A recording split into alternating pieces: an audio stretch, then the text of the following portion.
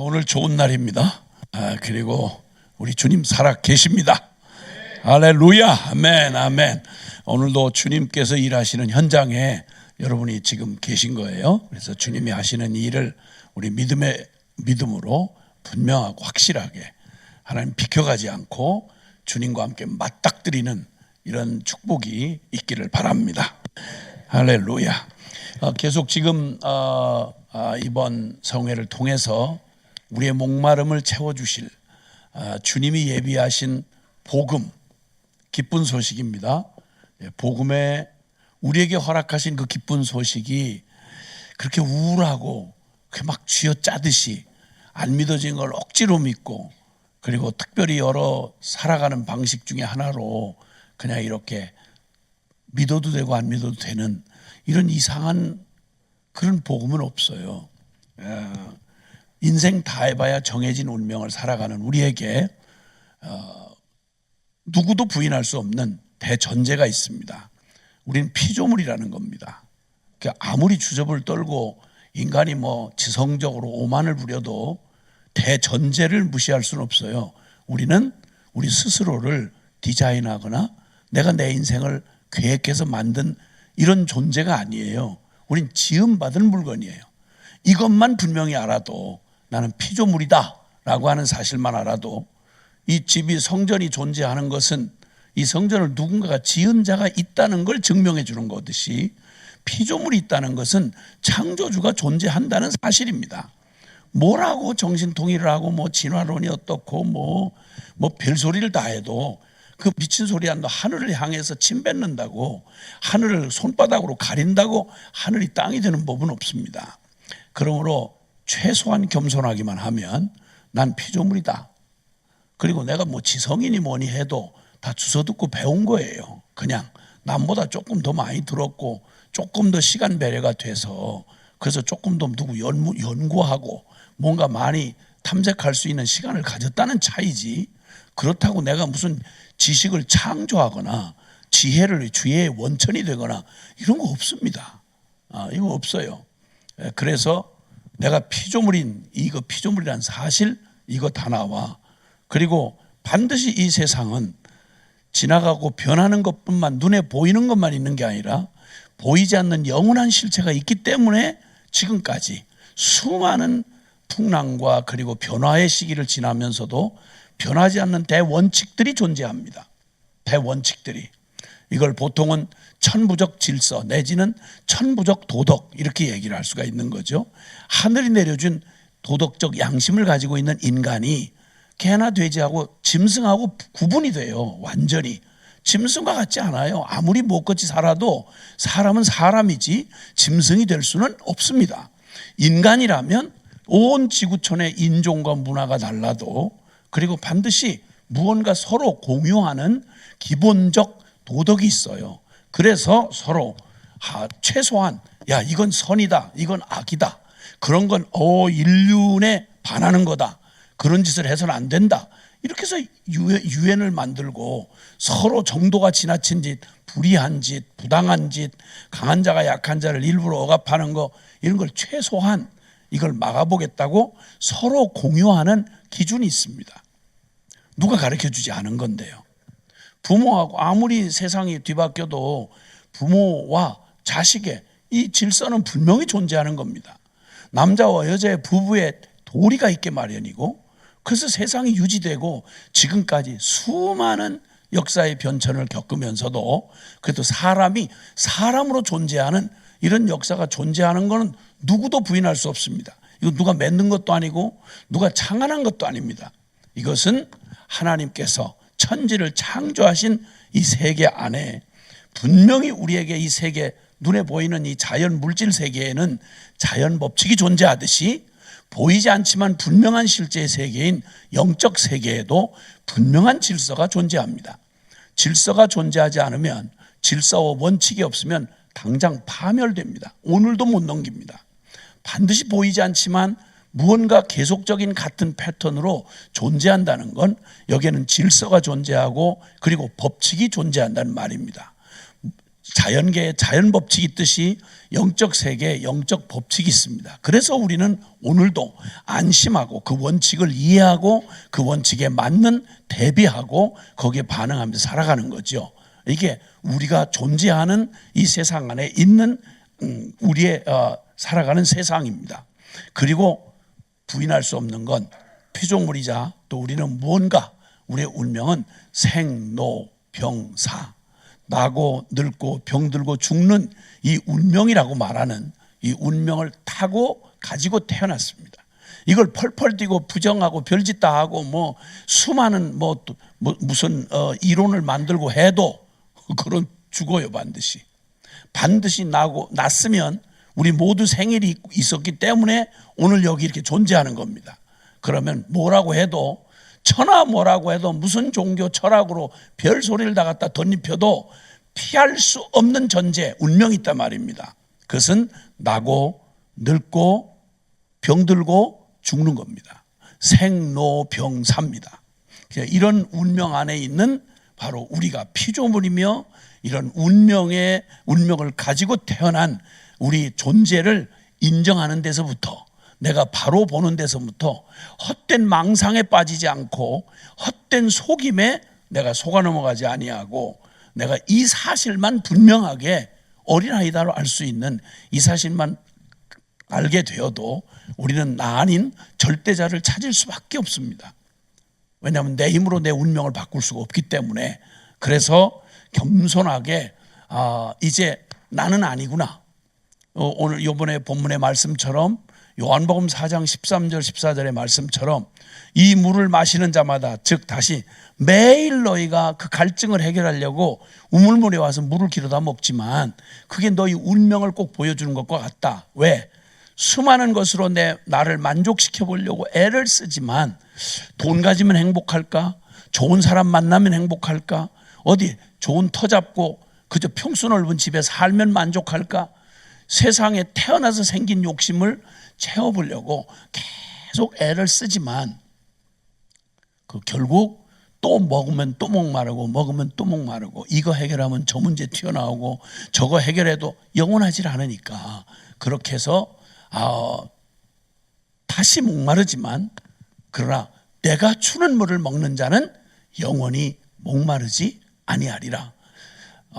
하나님이 우리를 인생을 창조하신 온 세상을 만드신 주님께서 우리 인생에 주어진 운명이 그게 전부가 아니고 그게 사실이 아니며 하나님이 준비해 놓으신 복음이 있다고 우리에게 들려주신 복음, 온 천하 만민에게 듣고 그리고 실제가 될 그러한 복음을, 기쁜 소식을 우리에게 주셨다라고 선포하시고 보내주신 예수 그리스도 복음 대신 예수님이 오셔서 역사를 BC와 AD로 나눴습니다.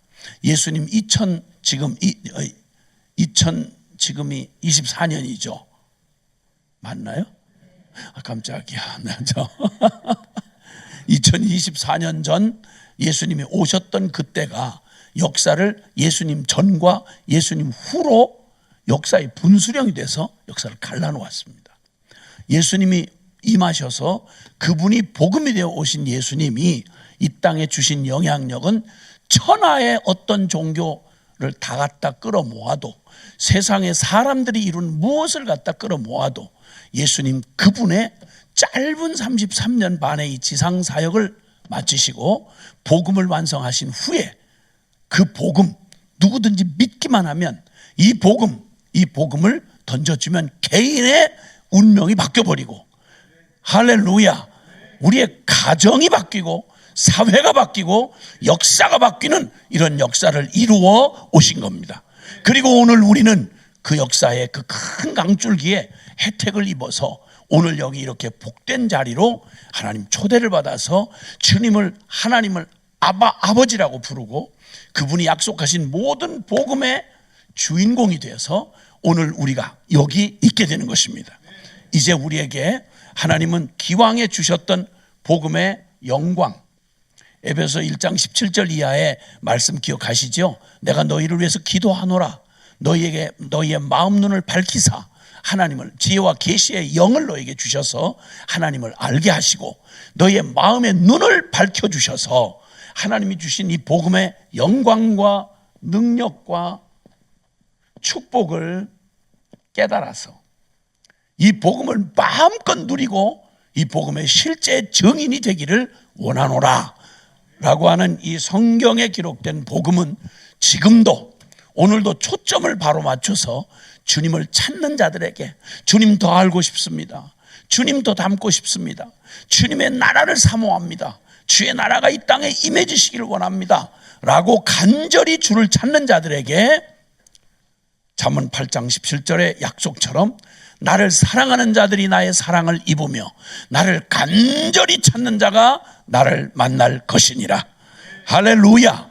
그래서 그 주님이 우리를 만나 주실 때 주님이 우리에게 이 복음을 우리에게 복음되게 하시는 일을 위해서 이 복음이 왜 나한테는 실제가 안 되고 무슨 연불만큼도 내가 복음을 정말 천에 하나 만에 하나 내 인생에 만나서 신앙생활을 시작을 했는데 왜 잠깐 기뻤다가 잠깐 기대를 가졌다가 교회 안에 들어와서 교회의 실상 돌아가는 모습을 보고 실망하고 좌절하고 인간끼리 냄새나고 부딪히고 한계를 보고 이러다가 복음에 대한 영광도 능력도 축복도 엔카노 온데간데 없이 그저 전통과 의식에 딱 찌들어 가지고 세상 공식 방식 하나님 없이 진리도 없이 살아가던 옛날의 육적 그 방식을 그대로 가지고 와서 종교 하나만 얻었다 이런 식이 돼가지고 꼭 라오디게아 교회처럼 사대교회처럼 살았다는 이름은 가졌으나 실상은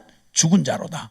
너희는 부여하고 부자라 가난한 게 없다 하는 너희가 영혼의 모습이 얼마나 헐벗고 굶주리고 뻘거벗고 그리고 비참하게 병들었는지를 제발 좀 깨달아 알고 너희의 가장 너희의 영혼의 밑바닥에 그 실상을 깨달아 알고 고침받기를 원한다 라고 하신 주님의 말씀처럼 주님이 이제 우리에게 우리의 삶의 진정으로 주신 복음이 도대체 이 복음은 참 좋다, 놀랍다, 야 굉장하다 그저 겉으로만 이렇게 충격을 받고 그리고 예배당에 등록만 해놓은 채로 그저 세상에 돌아가는 방식대로 예배당도 똑같이 계급 질서인 줄 알고 똑같이 의식 그저 죽은 의식 전통 이것만 자랑하고 앉아있고 패거리 짚고 이런 인간 냄새가 풀풀 풍기는 이런 일들이 왜 일어나는고 하니 주님의 부르심에 주님의 이 복음의 영광도 능력도 축복도 알지 못한 채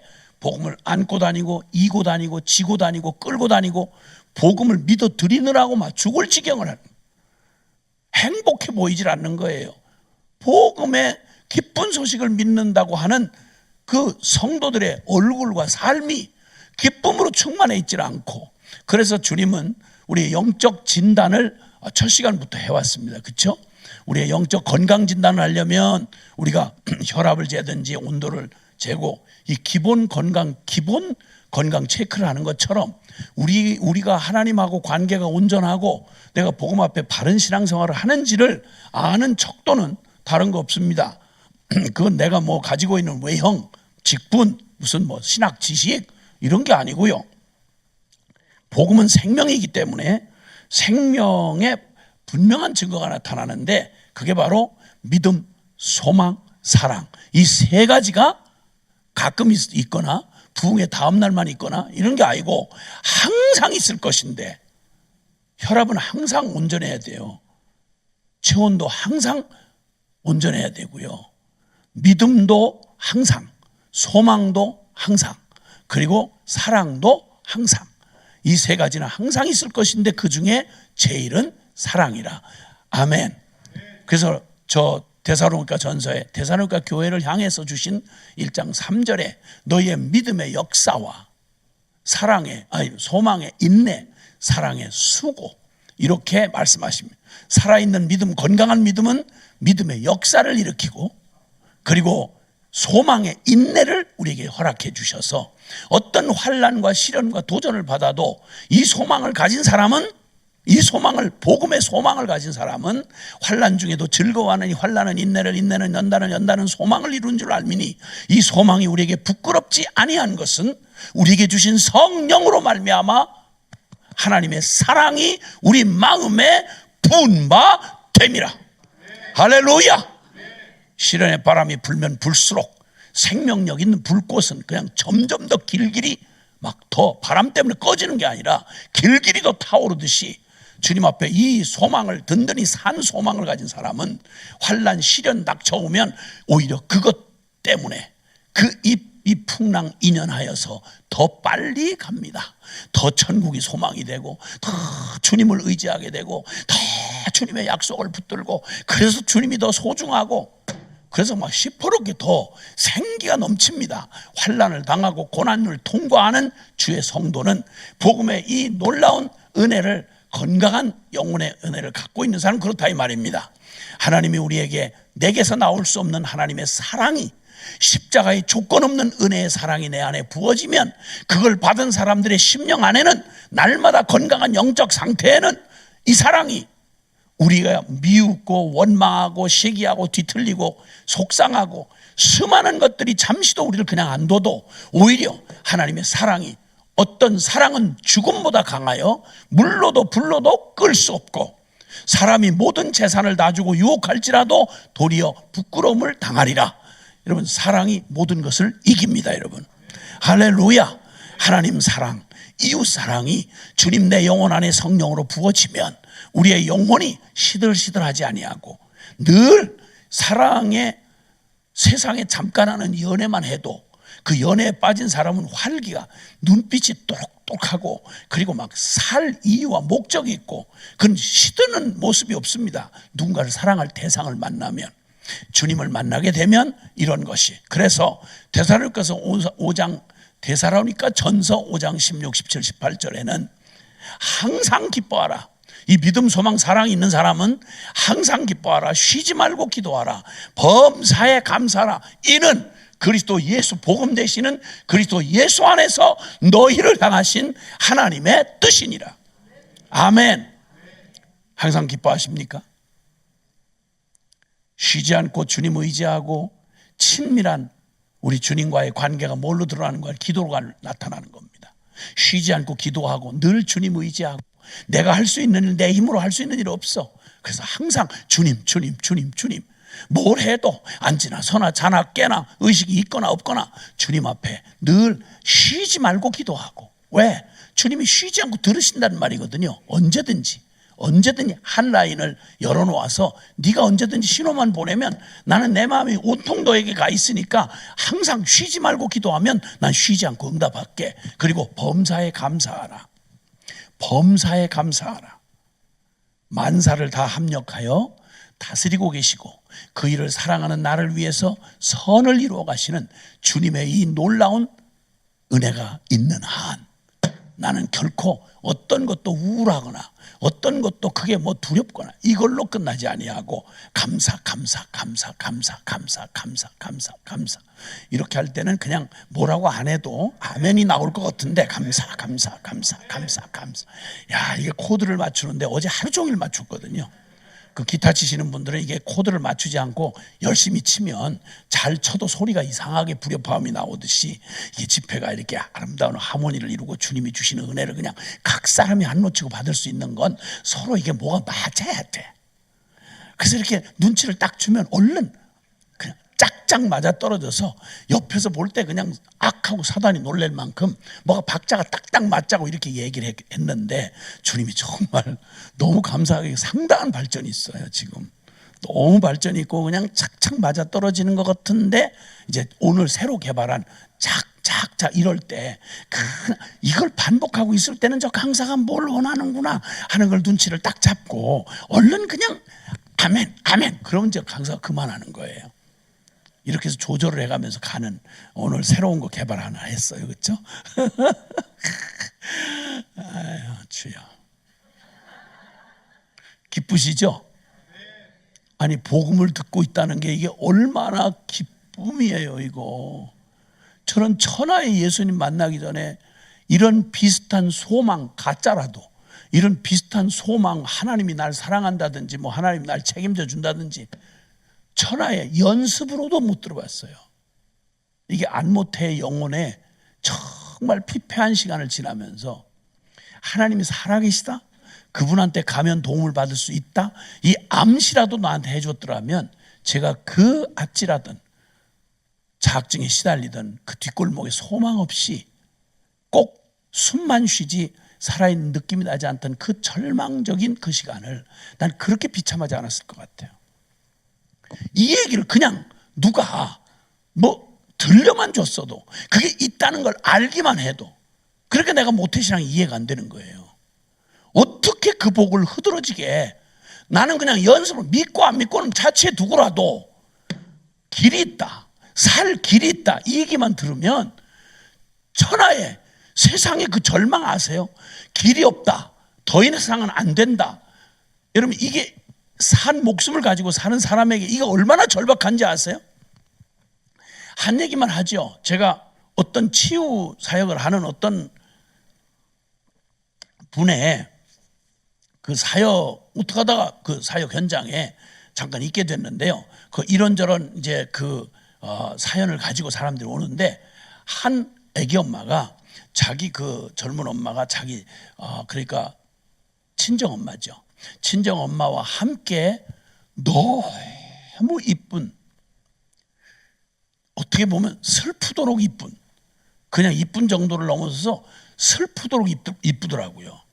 그 아이가, 여자아이가 한 6살쯤 된 아이인데, 그 아이를 곱게 옷을 입혀가지고 엄마가 이제 안고 이렇게 왔어요. 그리고 그 앞에다 이렇게 내려놓는데 눕히질 않고 엎어놓더라고요. 엎어놓은 데에는 생글생글 엄마 품에서부터 눕혀놓는 그 순간에도 애가, 그 이쁜 아이가 생글생글 웃어요. 너무 이뻐서 눈물이 나올 정도라니까요. 그 엄마가 이렇게 얘기하더라고요. 목사님, 거짓말이라도 좋으니까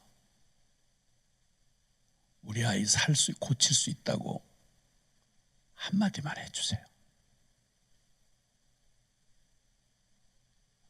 목사님, 거짓말이라도 좋으니까 아이 고칠 수 있다고 한마디만 해주세요. 무슨 사연인가 봤더니 애가 곧 자랄 때까지는 자랐는데 전신 무력증이에요.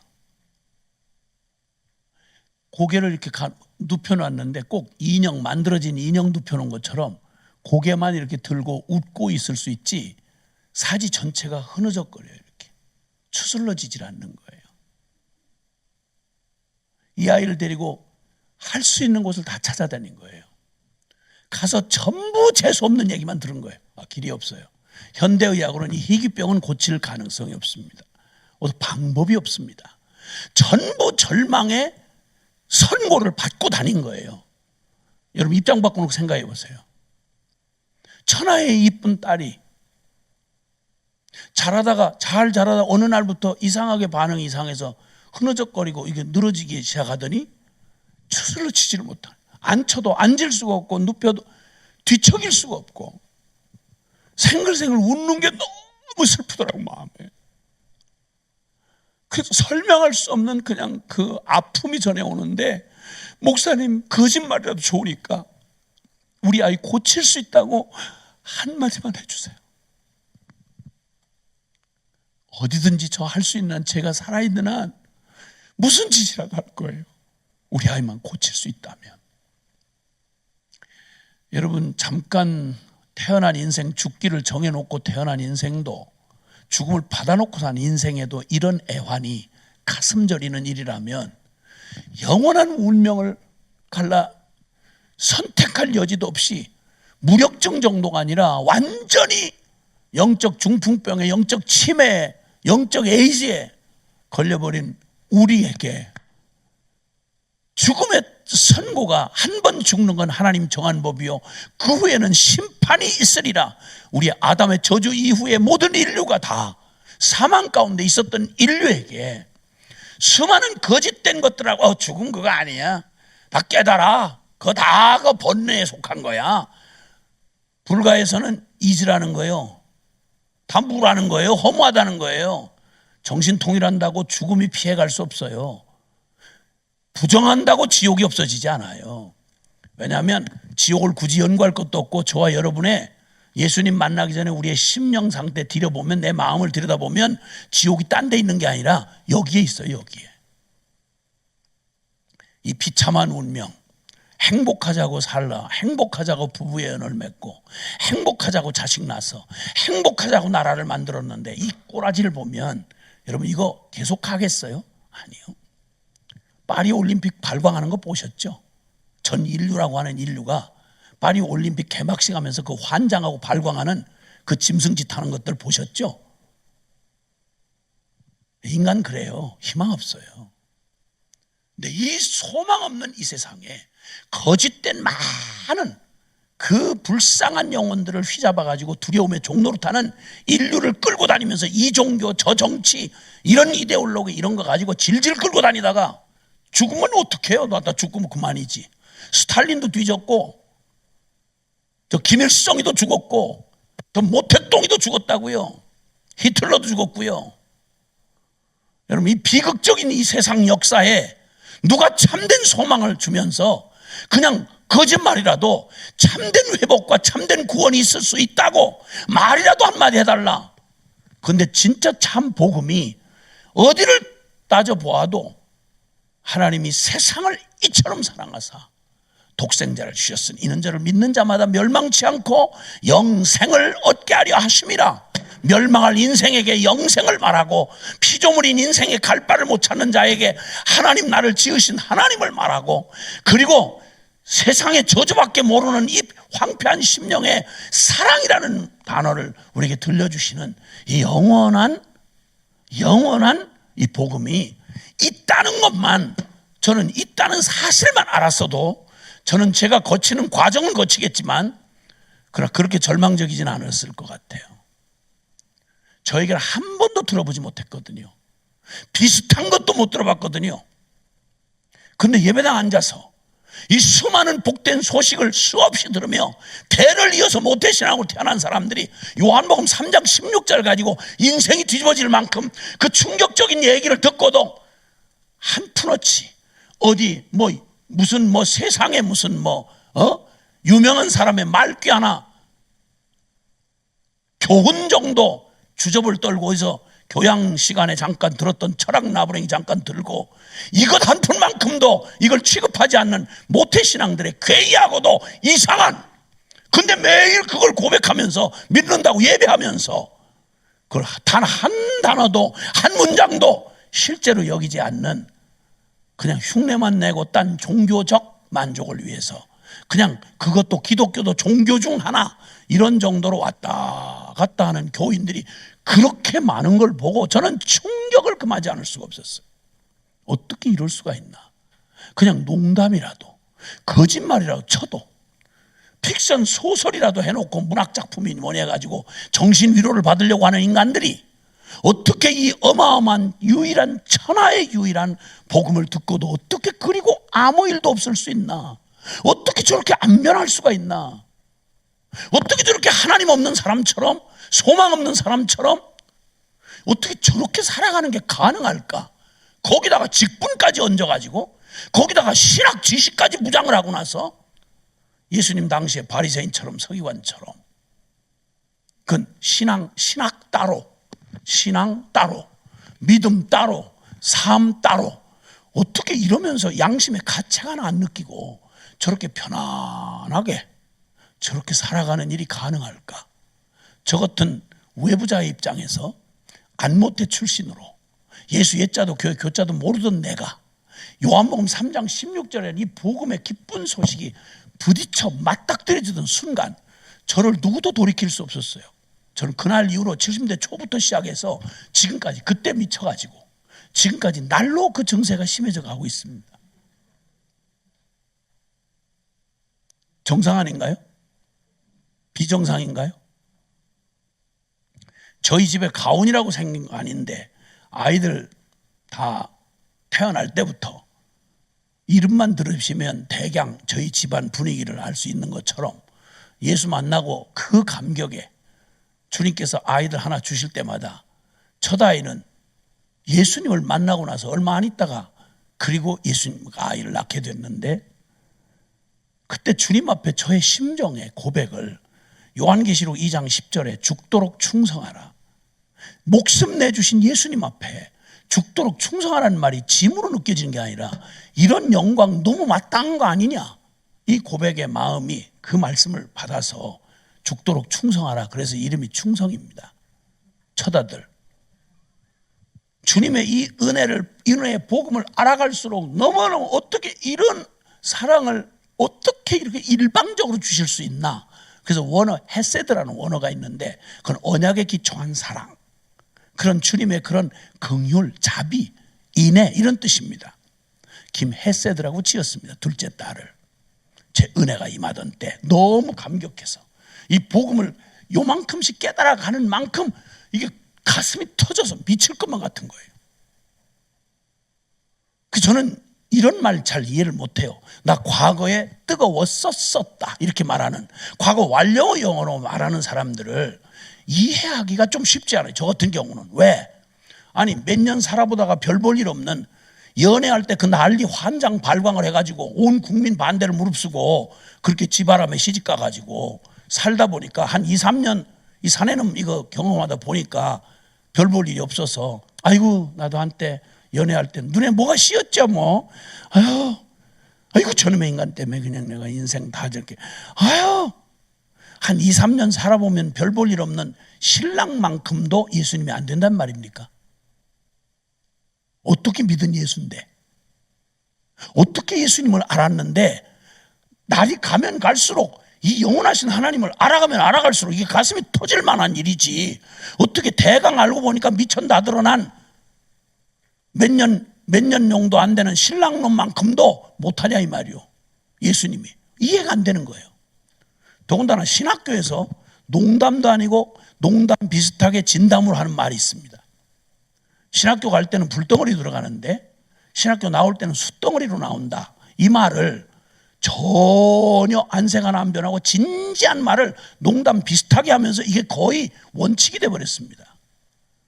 뭘 가르치길래, 신학교에서 뭘 가르치길래 그나마 가슴에 뜨거운 이거 하나 불 가지고 사명받았다고 간 사람들을 어떻게 설득해서 어떻게 주저앉혔길래 불덩어리가 더 용광로의 불이 됐다면 몰라도, 별이 되고 태양이 됐다면 몰라도, 뭘 몇 년 어줍지 않게 뭘 주워들었길래 불덩어리가 숫덩어리가 돼? 그럼 신학교에서 예수님 말고 뭘 다른 걸 가르치나?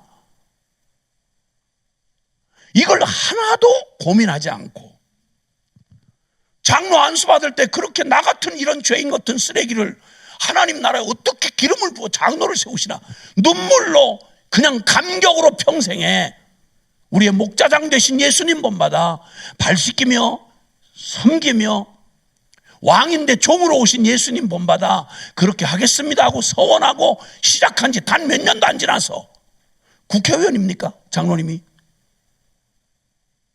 아니 기독교의 장로님이 저 어줍잖은 저, 죄송해요, 귀하긴 하겠지만 한 사람 한 사람 면면을 보면 정말 존경이라는 말 존자도 안 나오는 한국의 국회의원 정도로 생각을 하시는 겁니까? 이게 당연한 겁니까?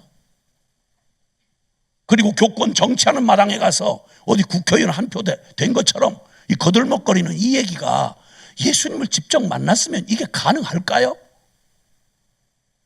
연습으로도 불가능합니다, 여러분. 근데 너무너무 통념화되어 있어요. 보수 정통 진리, 말씀 중심주의, 엄한파라고 하는 오히려 그런 곳에서 더 이해가 안 돼서 전 외부자의 입장에서 지금 하는 말이에요.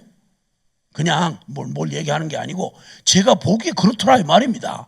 외부에서 편입해서 들어와 보니까 아니 무슨 복을 받아가지고 이 복음을 어렸을 때부터 선택할 필요도 없이 그냥 쏟아 부어지는 이 한복판에 살면서 장마에 마실 물이 없다듯이 태평양 한복판에서 목말라 죽은 새우처럼 복음 하는 하나님 말씀하는 교회 안에서 그렇게 매주 예배를 드리고 말씀을 들으면서도 한 자락도 인간적인 세속적이고 인간적인 가치관 그 썩은 어줍지 않은 자존심 그 인간적 냄새가 불풀 풍기면서 그 더 교활한 거예요. 바깥 사람이 보면 너무 역겨운 거예요. 그런 거창한 말이나 안 했더라면 복음이라는 말도 안 했으면 괜찮은데 너무 역겨운 거예요. 그러니까 막 아주 그냥 이를 갈고 지금 교회 그랬다 하면 막 그냥 이를 갈고 난리를 치는 거예요. 중이 뭐 잘못했다, 뭐 간음했다, 뭐 어땠다 이런 거는 별로 뉴스도 안 달아요. 왜냐하면 별로 그렇게 의미를 안 두니까. 근데 교회 목사가 만약에 거룩을 모든 것에다 성자를 붙이고 성경, 성전, 기물, 성도, 거룩하다는 말을 앞에다가 덕지덕지 붙이고 사는 이 사람들이 세상과 똑같은 짓을 하고 간음하고 역겨워 입에다 담을 수가 없는 그 교활한 짓들을 하고 범죄하고 돈 때문에 싸움질하고 이런 얘기를 세상이 비난하는 거 이상하게 생각하지 마셔야 돼요. 왜냐하면 우리가 그 사람들한테 부담을 줬거든요. 꼭 거룩하게 사는 것처럼. 말은 남한테 그냥 그렇게 해놓고 살기는 못 같이 사는 거 이걸 변명하면서 뭐 세상이 우리를 공격한다. 당연하죠. 죄 짓고 공격당하지 말아야 돼요. 복음 때문에 핍박을 받아야지. 어쨌든 그 놀라운 복음을 늘 듣고도 그게 실제가 되지 않아서 사는 걸 정상으로 생각해요. 예수 믿으면 몇 년 오래 믿으면 나 처음에는 다 뜨거운 거라고. 근데 교회 조직에 들어와 놓고 보면 그런 거 아니라고. 다 인간, 다 목사님도 인간이고 뭐 다 장로님도 인간이지 뭐. 이런 소리 할 바엔 처음부터 그러면 남 부담 준 소리 하지 말고 성경 들고 그러지 말고 차라리 잡지 하나 들고 그냥 모여서 그냥 그렇게 되는 대로 그냥 살으라 이 말이에요. 왜 하나님 이름 걸어놓고 거기다가 그 놀라운 십자가까지 걸어놓고 그리고 왜 그 이상하고 혼돈스럽게 사느냐 이 말이죠. 어쨌든 제가 이해가 안 돼서 하는 말이에요. 그냥 외부자의 입장에서 여러분이 틀렸다 그런 말이 아니고요. 그래서 이제 들어와서 너무 감격하고 어떻게 이런 소망 없는 우리를 이렇게 변함없이 사랑하시나. 그 조건 없는 사랑의 둘째 딸을 김혜세드라고 이름을 했는데 그걸 한국말로 해야 호적에 올려준대요. 그래서 김이내라 그랬고 그 다음에 셋째 딸이 또 태어났는데 그때 이 백성이 내가 나를 위하여 지었나니 나의 찬송을 부르게 하려 함이라 감동 자체였어요. 그래서 김찬송이라 그랬죠. 그 다음에 또 좀 뭔가를 좀 알아가니까 이게 세상 만사 내가 믿음 좋고 내가 똑똑해서 뭐 이런 게 아니라 전부 여호와 이레 하나님이 다 미리미리 다 응답을 해놓으셨구나. 그래서 그 응답에 막 감동을 받고 있을 때 넷째 딸이 태어났어요. 약간의 망설임은 있었지만 그러나 김응답이에요. 그래서 우리 넷째 딸 이름이 응답이에요. 그래서 얘가 몇 번 울면서 나한테 이름 개명을 요구했어요. 요거 때 그 피해를 많이 받아가지고 요거 때 이제 반에 들어가면 과목 담임들이 계속 바뀌어 들어오잖아요. 와가지고 출석부를 이렇게 보면서 누가 누군지를 모르니까 시키기가 곤란하잖아. 그러면 이렇게 보다가 특이한 이름이 눈에 띄는 거예요. 김응답?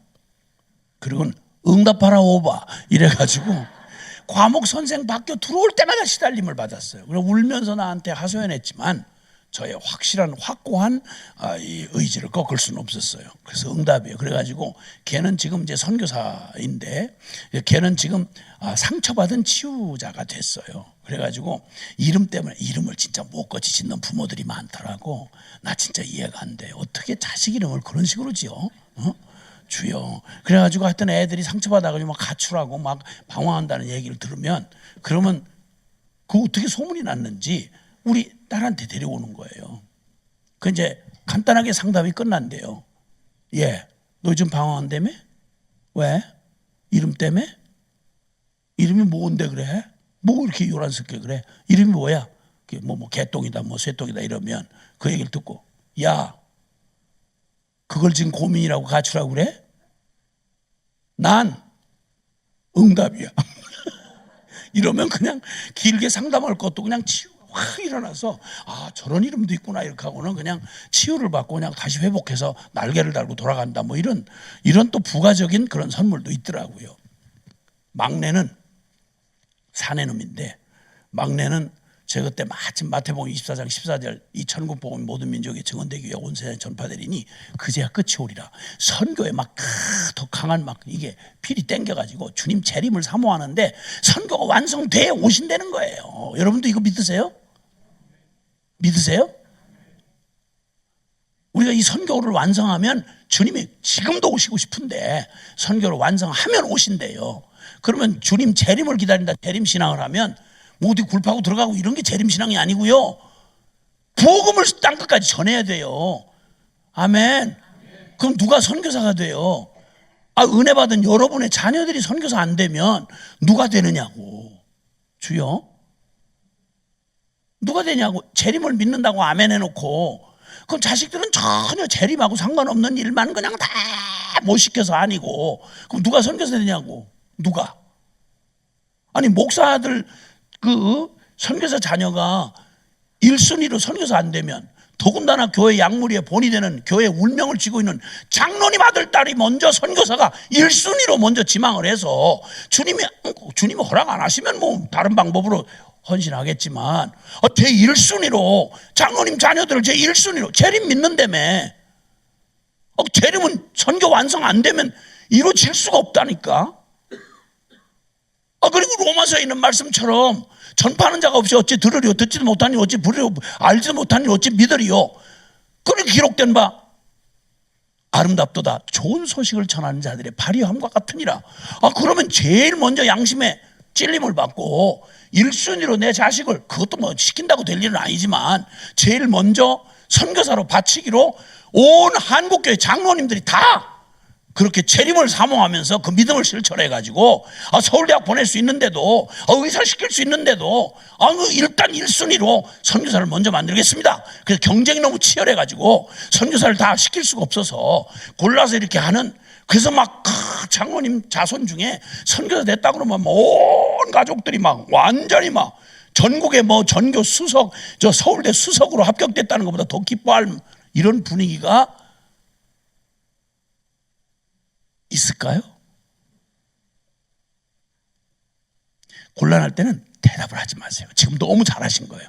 이렇게 곤란하게 물을 때는 표정도 바꾸지 마시고 그냥 강사를 빤 쳐다보시면서 웃지도 울지도 말고 그냥 가만히 계세요. 그냥 이렇게. 그럼 강사가 지풀에 물러날 테니까 이제 이것도 하나 팁을 드리는 거예요. 곤란한 거 물을 때는 대답도 하지 말아라. 표정도 흔들리지 말아라. 그러면 은혜 받는 줄 알아요. 강사가 잘못하면. 그러니까 표정도 흔들리지 말고 택도 아니다 이렇게 하고 그냥 가만히 그렇게 하고 계시는 거예요. 제가 웃자고 한 말이 아니라 이 일만 일어났더라면 은혜 받고 제대로 먼저 깨달은 주의 성도들이 믿음을 말로 하는 믿음 말고 실제였더라면 주님 벌써 오셨을지도 몰라요. 왜냐하면 선교 완성이 이루어졌을 테니까. 근데 대부분 제가 본 경우에는 아니더라고요. 어쨌든 근데 저는 안모태 출신인 저는 편입해가지고 들어와서 가르쳐 주는 대로 난 보수 정통 진리 말씀 중심 오만파에서 그냥 정황무한 살아계신 하나님의 말씀이다. 오직 이 복음의 아주 핵심 진리를 목숨 걸고 지키는 그런 데서 양육을 받았기 때문에 순교 신앙을 막 이어받고 막 뭐 주님의 절대 순종 이러길래 나는 가르쳐 주는 대로 믿었어요. 애들 이름 짓는 거 보시면 알잖아요. 그 막내 태어났을 때 주저없이 이름이 김선교입니다. 걔는 장사도 못하고 이제 사업도 못합니다. 왜냐면 이름이 선교니까. 그래 충성, 인애, 찬송, 응답, 선교 이게 저희 집의 아이들 이름입니다. 그리고 첫 아들을 첫 번 빨리 이방놈 안 되면 선교사 할 수가 없다. 일기 선교사들은 인프라 구축하는 게 일이었다면 언어가 안 되니까 너희 다음 세대는 반드시 언어 극복해야 되고 국제적 감각이 돼야 선교사 한다. 누가 가르쳐준 것도 아닌데 그냥 생각에 당연한 게 그렇더라고요. 그래서 중학교 때부터 해외로 보내려고 애를 쓰다가 길이 열리질 않아서 고등학교 1학년 때 온통 내신이니 뭐니 미쳐가지고 전 국민이 대학 입시에 미쳐 돌아가던 때에 야 우리까지 이렇게 미칠 일이 없다. 선교사 할 놈이 그거 수능해가지고 그 대학 들어가서 성경 한 번도 못 읽고 큐티할 시간도 안 주고 날마다 아침 자율학습에다가 그냥 뭐 야자까지 해가지고 온통 미쳐 돌아가는 세상에 우리까지 이렇게 정신없이 미칠 이유가 없다. 주님 뜻대로 순종하고 가자. 이렇게 해서 고등학교 1학년 때 자퇴시켜가지고 제가 자퇴했어요. 자퇴하고 선교사 되기 위해서 그때부터 돌기 시작해서 거의 그때 17살 때 나가서 외국 사람이 된 거죠 뭐. 그래서 지금 한 30년을 그것도 가장 사람들이 가기 어렵다고 하는 그 테러 국가인 한 국가에 하나님이 버리지 않았다는 마음 주셔서 하나님 아버지 순종해서 거기에 지금 순종해서 거기 가서 외국인으로는 아마 처음 들어갔을 거예요. 들어가서 거기서 지금도 그 순종의 걸음을 걷고 있습니다. 고맙고 참 자랑스럽게 생각하고 제가 자식인데 앞에서는 표현 못했지만 솔직히 제 마음 중심에는 저보다 훨씬 더 선교사로 살아주는 그게 고마워서 저 마음으로 참 자식이 존경스럽다는 말 하기가 좀 민망하긴 한데 좀 그렇습니다. 왜냐하면 제가 그렇게 저는 그렇게 순종해서 나가는 선교사가 되진 못했거든요. 하나님 부르심 때문에. 근데 그 처음 제 아들이 처음 그 3년 단기 선교를 서부 아프리카 기니비사우에 가 있었어요. 전 세계에서 가장 가난한 나라고 그리고 대학도 없어요. 그러니까 현실적인 소망이 전혀 없는 나라에 가서 동양놈이 거기 시커먼 흑인 청년들 우통 벗고 같이 거기서 뒹굴면서 복음 전하겠다고 애쓰고 있을 때 말라리아로 에이즈보다 더 무섭다는 말라리아를 몇 차례 앓으면서 죽을 고비를 몇 번 넘겼어요. 20대 때. 거기를 서부 아프리카를 제가 한번 방문하기 위해서 몇 개 나라를 순방 사역하느라고 갔다가 그 빌리지에 들어가 있는 그 아들을 찾아 방문하고 같이 지내고 며칠을 지내고 난데 제가 막 굴러 먹은 놈이라 어디서든지 잘 자고 잘 먹고 별로 환경이 지배를 안 받습니다. 와, 근데 진짜 어렵더라고요. 거기에 가지나 마른 놈이 키는 껑충한데 비썩 마른 놈이 갈 때보다 10kg가 빠졌어요. 비썩 말라가지고 이러고 있는 아들 놈을 거기다 두고 제가 떠나와야 되는데 와, 그때 갑자기 제 마음을 확 후리면서 어려움이 찾아왔어요.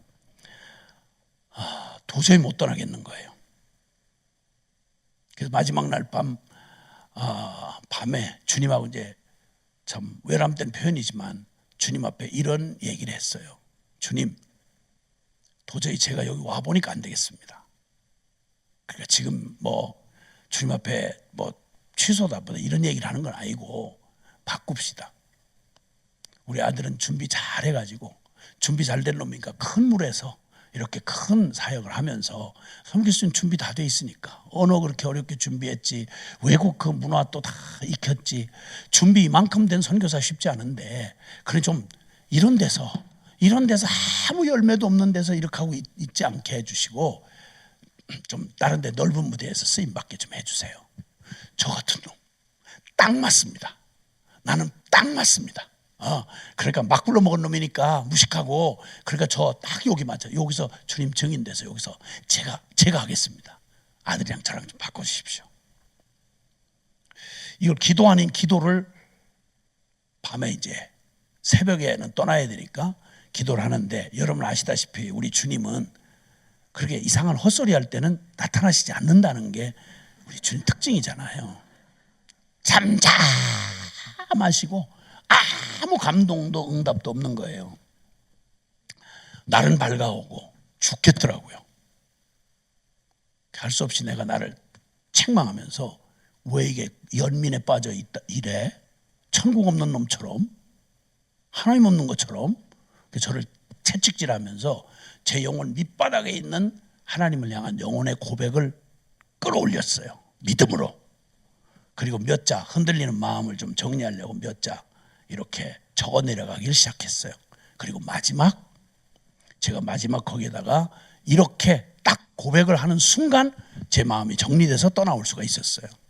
그 마지막이 뭐라고 쓰였냐면 그 후로 몇 년 뒤에 가족들이 뿔뿔이 흩어져 있으니까 어쩌다가 어렵게 만난 그때 제 생일을 맞이했어요. 생일을 맞이해 가지고 애들 5이 이제 해외 생활하고 뭐 이러다가 모였으니까 인간적으로 약간 기대가 되잖아요. 자식이 5이나 있으면서 생일을 특별히 준비했다고 하니까 그래도 뭐 현찰로 조금 도움이 될 만한가 하고 약간 기대가 있을 수 있잖아요. 근데 결과는 내 얼굴 반만한 케이크 하나나 준비한 게 다야. 남의 일이라고 이렇게 무관심하게 듣지 마세요. 자식 다 소용없다 이 얘기를 하는 거예요 지금. 내 얼굴 반만한 케이크를 갖다 놓고 생일 축하를 한다고 둘러앉았어요. 그리고 뭐 이렇게 저렇게 뭐 이렇게 고백들을 하고 축하의 말을 전하고 이러는데 저희 마누라는 시작도 하기 전에 질질 짜다가 퇴장당했어요. 그리고 이제 마지막 이제 그 큰아들이 순서가 돼서 얘기를 하는데 이러더라고요. 아빠, 그때 기니비사 오셨을 때 저한테 남겨준 그 카드 기억나세요? 기억나지. 근데 뭐라고 거기 제일 밑에 마지막에 뭐라고 기록하셨는지 기억나세요? 생각할 그게 안 되죠. 그래서 네가 내 기억력을 알지 않냐 그랬더니 언론 눈치채고 이렇게 쓰셨습니다 하고 제가 고백했던 그 고백을 얘기를 전해주더라고요. 사랑하는 아들아, 우리 땅끝에서 죽어 하늘 복판에서 만나자. 아빠, 그 마음, 그 고백 제 마음에 받았습니다. 그리고 아빠 떠난 뒤에 마음이 흔들릴 때마다 벽에다 붙여놓은 그 아빠가 적어준 카드, 거기에 그 고백 늘 힘이 되곤 했습니다. 그리고 이제 저의 마지막 최후를 바칠 주님 섬겨야 될 나라를 인도함을 받던 중에 장기 사역지를 기도하는 중에 주님께서 몇 나라 중에 한 나라를 마음에 두게 하셨는데 뭐 지금이야 뭐 이게 밖으로 송출되는 건 아니죠. 송출됩니까? 그래서 하여튼 저쪽 러시아에 속해 있는 한 공화국입니다. 거기는 전 세계 보스턴 마라톤 대회 테러 모스크바 짐 그러니까 체육관에서 수백 명이 사살당하는 그 엄청난 테러, 이런 국제적인 테러에는 반드시 누가 있냐면 그 민족이 끼어 있습니다. 이슬람의 최종 수호자라고 생각하는 아주 극렬 이슬람들이 있는 나라입니다. 기독교 NGO도 하나 들어갈 수 없는 땅입니다. 하나님이 그 나라를 마음에 주셨다는 거예요. 그리고 그 나라가 열려질 때까지 그 옆 나라에서 10년을 그 젊은 날 가장 소중한 시간을 짝사랑하듯이 10년을 지치지 않고 기다리고 있다가 10년 만에 처음으로 비자를 받아서 그리고 들어가서 지금 저희 손주들과 같이 하나도 열매가 보이지 않는 곳에서 소리 내어서 찬송 한 번 못하고 설교 한 번 제대로 해볼 수 없는 세월을 그 후로 또 10년 이렇게 하면서 지금 순종의 길을 걸어가고 있습니다. 그래서 저희 가족에게 가훈처럼 된 말, 가훈을 정한 건 아닌데 사랑하는 아들아, 우리 땅끝에서 죽어 하늘 복판에서 만나자.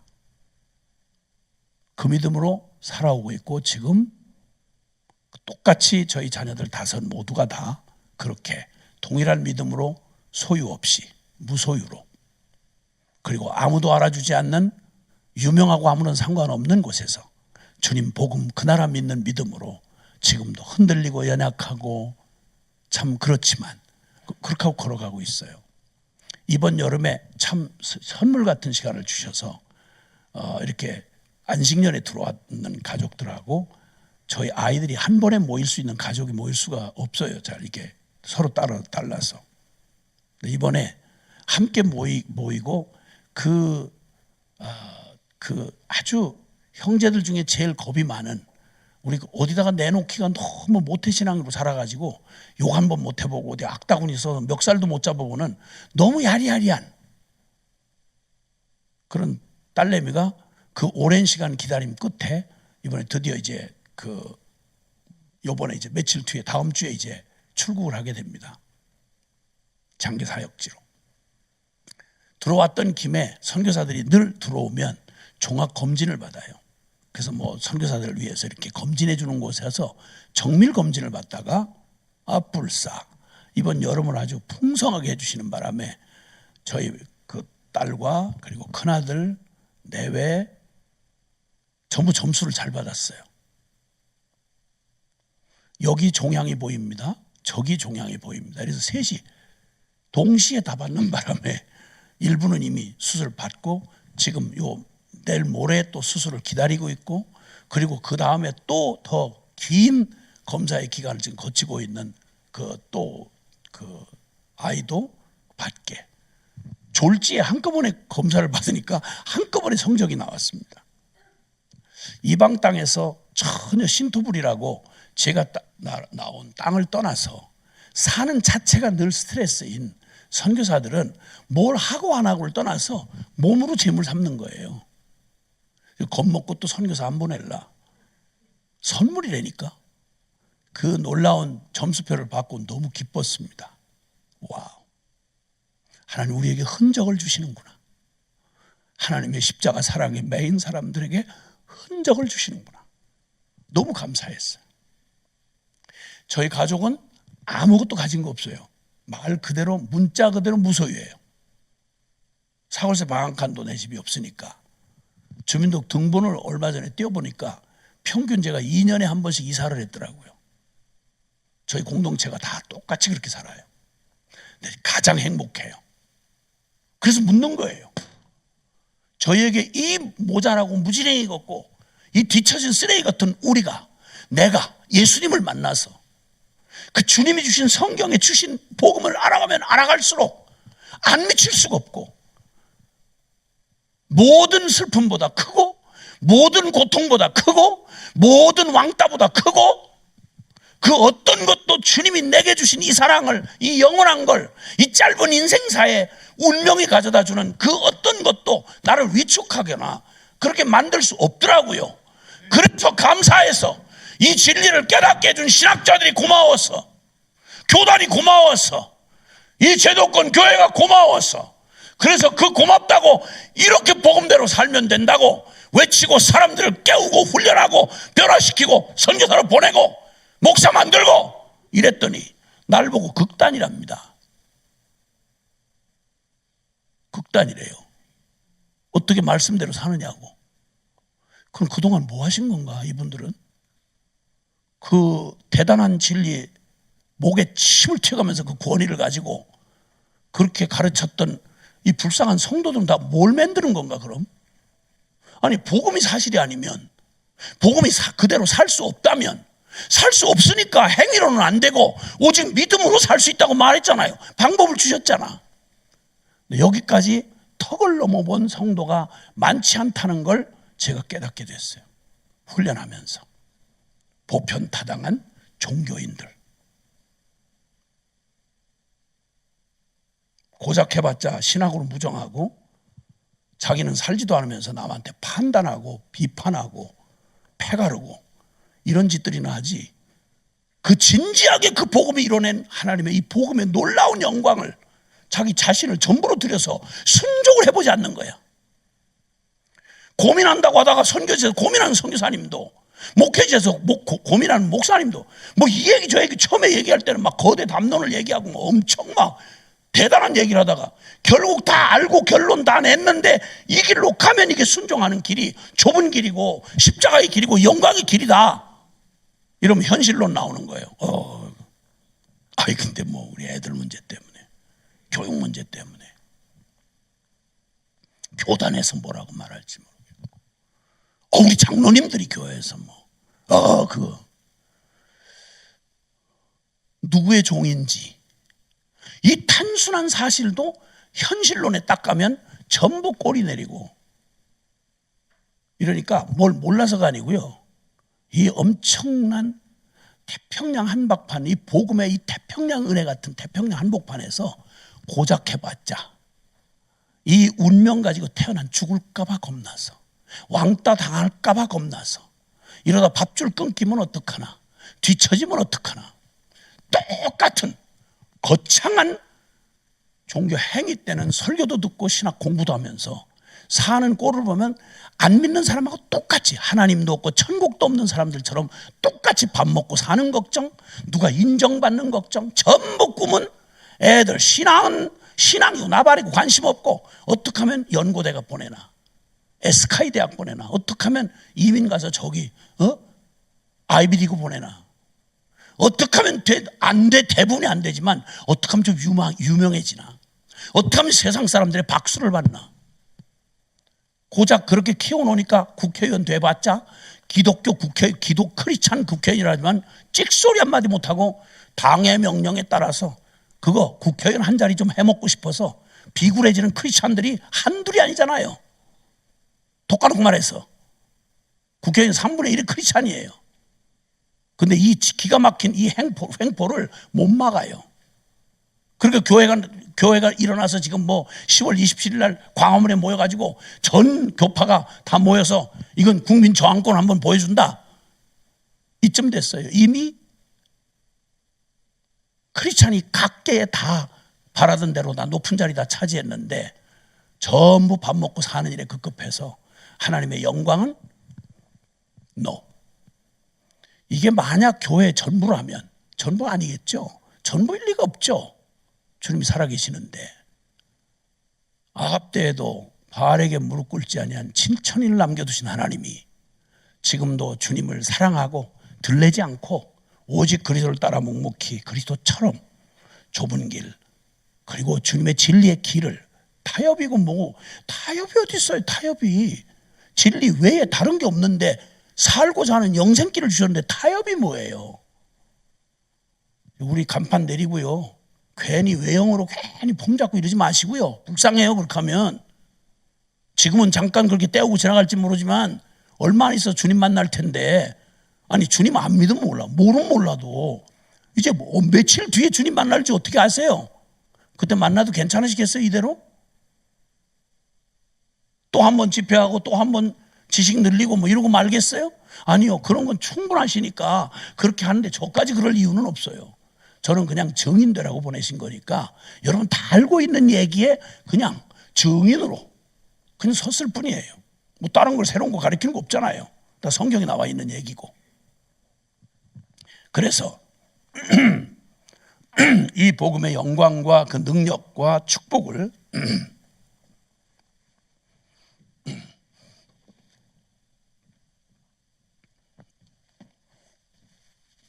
죄송합니다.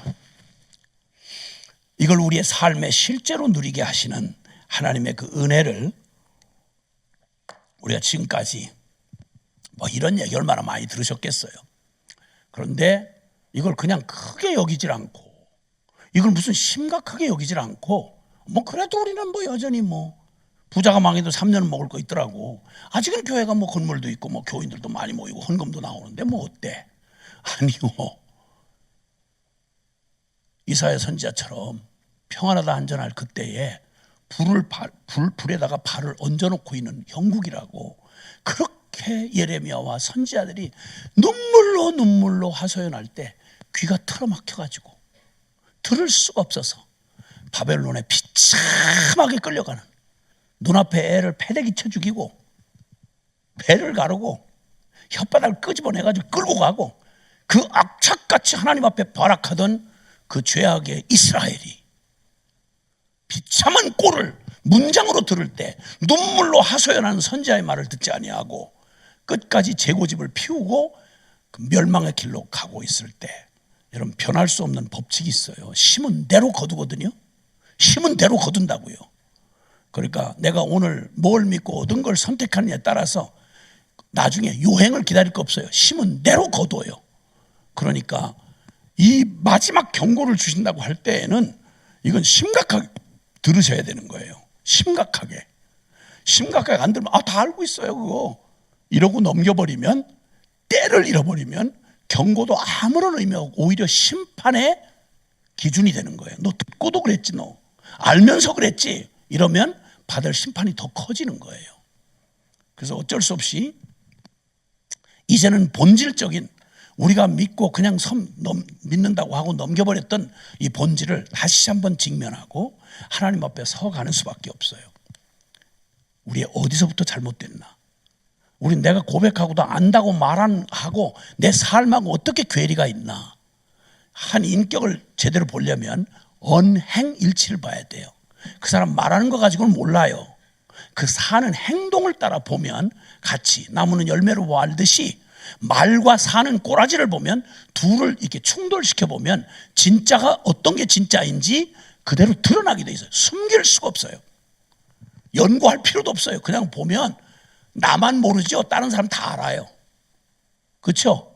나만 몰라요. 동네가 다 알아요. 저 사람 어떤 사람인지, 저 사람 뭐가 진짜 소망인지, 저 사람 뭐에 미쳐 살아가는지, 뭘 믿고 사는지 말 안 해도요. 우리가 말 전하는 복음의 내용이 아니라요. 우리 삶이 이미 열매로 보여주고 있다고요. 그러니까 교회가 잃어버린 머리 꺾인 삼손처럼 거창한 말을 하면서 능력을 잃어버린 그건 다른 데 있지 않고 복음이 능력이 사라진 게 아니고요. 시대가 더 악해서 그런 게 아니고요. 빛은 어둠을 만나면 더 밝기를 더 하는 것처럼 교회는 세상이 타락하고 소망이 없을수록 거짓이 그냥 난무할수록 진리의 힘은 더 분명하게 드러나는 것입니다. 오 하나님, 우리 소마산의 성도들 모두를 어둠이 결코 삼킬 수 없는 진리의 빛이 되게 하옵소서. 자, 그래서 복음은 반드시 이 복음의 능력 가운데 복음의 변화시키는 능력, 복음을 믿었다, 복음을 안다 그러는데 내 삶에 복음이 가지고 있는 이 변화시키는 능력이 내 삶에 나타나지 않는다. 그럼 뭐가 문제가 있느냐? 이거 짚어야 되는 거예요. 복음이 다 우리를 변화시킬 수 있는 능력이 있는 거 믿으시죠? 그럼 이 복음이 주시는 내가 원하는 만큼의 변화가 아니라 하나님이 이 엄청난 복음을 주시면서 우리에게 나타내고자 했던 변화, 그 엄청난 변화를 복음이 능히 주실 수 있는데 왜 우리에게 이 복음에 변화시키는 능력이 내 삶에, 내 인격에, 나의 가정에, 나의 사업에, 나의 모든 사역에 왜 이게 안 나타날까? 이걸 고민을 하셔야 되는 거예요. 그냥 나 하나 간신히 신앙생활 이렇게 떼어주는 거 이게 아니고요. 이게 아니고요. 그런 예수쟁이는 없어요. 없다고요. 깊이 병든 거예요. 그거는.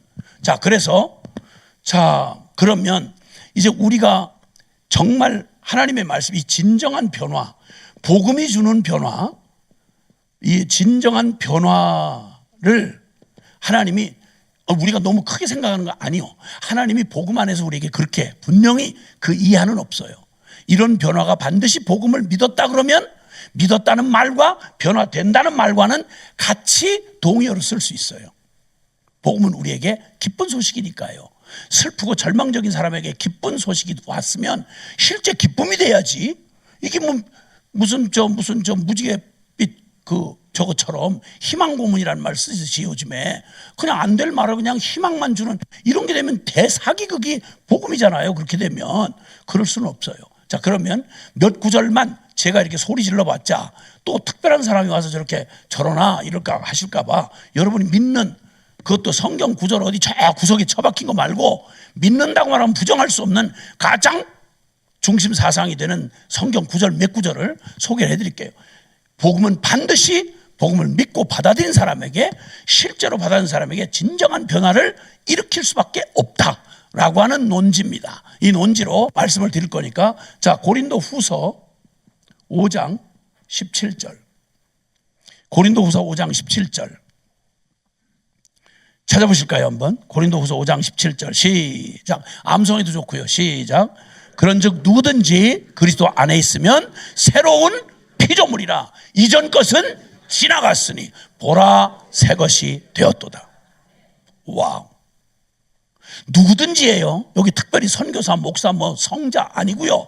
누구든지 그리스도 안에 있으면, 즉 실제로 그냥 감상한 예수가 아니라 실제로 맞닥뜨려서 십자가를 통과하고 예수 죽음 내 죽음, 예수 부활 내 부활로 받아들여서 참된 침례와 세례를 받은 사람이라면 누구든지 그리스도 안에서 새로운 피조물이다. 이전 걸 간신히 고친 중고품이 아니라 이전 것은 지나갔으니 보라 새 것이 되었도다. 할렐루야. 이게 복음이 변화시키는 능력의 기준입니다. 그 다음 또 하나, 우리 그 새 피조물이라고 말씀하셨고, 또 하나 우리 에베소 4장 23절 24절에 보면 우리의 변화가 뭐라고, 그러니까 새 피조물, 그 다음에 지금 에베소서에서 4장 23절과 24절에 보면 옛사람과 새사람이라는 표현을 하십니다. 예수님 믿기 전을 옛사람이라 하고, 예수 믿고 거듭나서 변화된 능력, 변화의 능력을 경험한 존재를 뭐라고 말하는 거 아니? 새 사람이라고 합니다. 새 사람. 자, 에베소 4장 23절 24절 한번 보시죠. 하셨으면 다 같이 시작.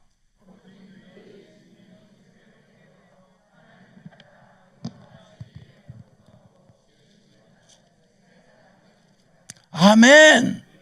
믿는다는 말은 주님이 복음 안에서 우리에게 허락하신 옛사람이 벗어버리고 옛사람 내 자아의 중심이 돼서 죄의 종노릇하던 사탄의 종노릇하던 옛사람 벗어버리고, 제가 우통 벗어 던진 것처럼 벗어버리고 이제는 새 사람을 입으라.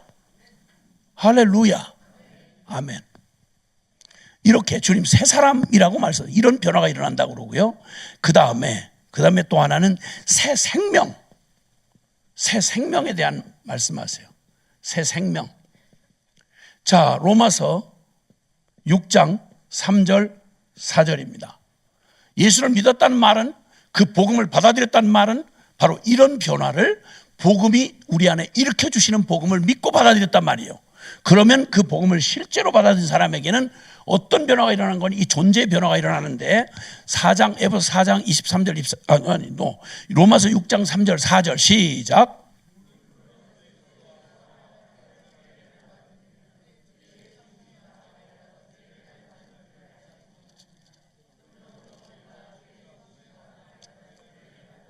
그와 함께 장사되었나니 이는 아버지의 영광으로 말미암아 그리스도를 죽은 자 가운데서 살리심과 같이 우리로 또한 어디서 살게?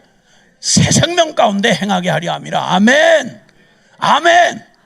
예수 행위는 그냥 어떻게 종교 중에 좀 고등 종교 하나 택해가지고 자기 열심, 자기 품 가지고 나와가지고 이렇게 해주는 종교가 아니고, 완전히 새 생명 가운데서 살아가는 새 생명이요 새 삶이라고 선언하고 계십니다, 여러분. 아멘. 아멘. 자, 뭐 또 말한다면 영의 사람이라고 말씀합니다. 육을 따라 살던 내가 예수를 믿고 거듭났다는 말은, 성도란 말은 영의 사람이 됐다는 말입니다. 영의 사람. 로마서 8장 우리 9절 한번 보시겠습니다. 로마서 8장 9절입니다. 찾으셨으면 다 같이 시작. 아니하고 영에 있나니 누구든지 그리스도의 영이 없으면 그리스도의 사람이 아니니라. 단호합니다, 여러분. 단호합니다. 또 말장난하고 막 변론하려고 이러지 마세요. 성경이 말하고 있어요. 그 앞에도 육신에 있는 자들은 절대 육을 따라 살던 옛사람, 거듭나기 전에 옛사람은 하나님을 절대 기쁘시게 할 수 없다. 만일 너희 속에 하나님의 영이 거하시면 너희가 육신을 입고 살지만 육신을 따라 사는 사람이 아니요 영을 따라 사는 사람인데, 누구든지 그리스도의 영이 없으면 그리스도의 사람이 아니다. 뭐 얼마나 더 강조해야 되겠어요? 성경이 말하는 진정한 복음이 우리에게 줄 수 있는 능력, 변화시키는 능력은, 진정한 참 변화는 바로 이러한 존재와 그 삶 자체가 전혀 차원이 다른 그런 삶으로 주님 변화시켜셨다, 이렇게 표현하고 계세요. 예수님을 받아들였다, 복음을 믿었다는 말은 바로 복음이 주실 수 있는 이 능력을 함께 받았다는 말이에요. 동의하시면 아멘. 자, 그런데 우리가 수많은 사람들이 변화를 너무너무 원해요. 변화를 원하는데, 근데 그 진정한 변화에 이르지 못하고 속고 있는, 우리 교회 와서도 여전히 내가 원하는 변화를 생각하지 하나님이 복음을 통해서 주시는 변화를 받아들이려고 하질 않아요. 자, 그런데 우리가 이 진정한 변화에 대해서 이렇게 제목을 했는데, 그러면 진정한 변화가 뭐냐라고 하는 사실을 더 구체적으로 알기 위해서 우리가 해야 될 얘기가 있습니다. 그게 뭐냐? 변화인 줄 알았는데 변화가 아닌 거, 짝퉁 변화죠. 변화가 아닌 거 뭘까요? 그게 뭐냐? 길게 얘기할 수가 없어서 두 가지로 말씀드리겠습니다. 첫째, 상황과 조건의 변화는 변화가 아니다. 근데 여러분, 예수 믿고 우리가 진짜 바라는 게 있잖아요. 우리 신분이 좀 바뀌었으면 좋겠고, 그렇죠? 건강 문제가 좀 뒤집어졌으면 좋겠고, 우리가 만족하지 못하고 내 삶이 지금 팍팍하고 내가 불행한 이유가, 그래서 예수님을 찾아 나오는 계기가 됐잖아요. 그러니까 다들 꿈을 가지고 기대를 가지고 내 삶에 요대로 말고 변화가 일어나기를 바라고 우리가 나왔단 말이에요. 근데 우리가 바라는 변화들이 대부분 상황과 조건의 변화입니다. 이 학벌에 늘 컴플렉스를 가지고 있는 저 같은 사람, 전 중학교 중퇴거든요. 이 학벌 위주의 사회에서 사람을 그냥 얘기할 것도 없고, 학벌 딱 까면, 민증 까고 학벌 까면 벌써 딱 서열이 딱 정해져요. 이게 한국 사회 문화입니다. 일반적인. 그러니까 한이 맺힌 부모들이 죽자사이 더럽고 안 입고 와서 이 세상에 살려면 내 자식만큼은 무슨 짓을 해서라도 누구 딱 그냥 기가 질리도록 괜찮은 학벌 좀 챙겨주려고 전 국민이 미쳤죠. 지금 학벌에 미친 나라. 제가 전 세계를 다녀보니까요, 우리 민족 같은 나라가 없어요. 이건 공인된 얘기예요. 미국의 오바마 시절에 오바마가 공식 석상에서 대한민국 부모들의 이 학구열을, 이걸 우리가 본받아야 된다, 이렇게 얘기할 정도로 한국이 정상이 아니고 미쳤어요. 근데 어쨌든 그런 나라에서 우리 학벌 좀 바뀌었으면, 한이 맺힌 거예요. 이거 신분 좀 바뀌었으면, 건강 좀 바뀌었으면, 지위 좀 바뀌었으면, 소유 좀 바뀌었으면. 여러분, 이런 모든 얘기보다 성경이 역사적인 예를 들려주시는데, 한 예, 역사적인 예입니다. 그중에 출애굽한 이스라엘 백성, 역사상 가장 상황과 조건이 통째로 민족적으로 바뀐 한 역사의 예를 든다면 구약 성경의 주가 되는 출애굽한 이스라엘 백성들입니다. 자, 이들은 진짜 꿈에도 바라던, 이들이 바라는 복음이라면 어떤 변화를 주는 복음일까요? 이건 뭐 더 얘기할 것도 없죠. 그들이 바랬던 복음은 다른 거 없고, 이 상환, 노예라고 하는 이 끔찍한 노예, 400년 노예 생활을 해서 해방되는 거였습니다. 그런데 이 간절한 기대가 하나님이 개입하셔서, 하나님의 아브라함 언약을 기억하셔가지고 이 상황과 조건에, 이 모든 불행이 다 이 상황과 조건, 노예 신분 때문이었어요. 그렇죠? 채찍에 맞고 그 유린당하고 성폭행당하고 죽임당하고 막 그냥 인간 이하의 취급을 받고, 이 모든 불행의 원인이, 뿌리가 뭐냐면 애굽의 노예인 거예요. 노예. 지금 진지하게 듣고 계신 거죠? 이걸 왜 묻냐면, 너무 강사가 막 이렇게 막 야단을 치고 그러니까 어떤 분 눈을 뜨고 졸더라고요. 이렇게 하고, 초점이 이런 채로 눈을 뜨고 졸아. 그러니까 그냥 보면 깨있는 줄 알고 착각하고 막 얘기를 했는데, 어느 순간 보니까 고개를 자꾸 이러는 거예요. 그러니까 때도 시도 없이 이렇게 하면 이분은 눈 뜨고 조는 분이에요. 그럼 얼마나 안타까워요. 제가 속은 것 같고. 그래서 다시 속지 않기로 했기 때문에 다시 중간에 이렇게 눈을 다 뜨고 계세요. 지금 놀라워요. 진짜 이게 쉽지 않은 일이에요. 근데 의심이 가는 거예요. 한 분이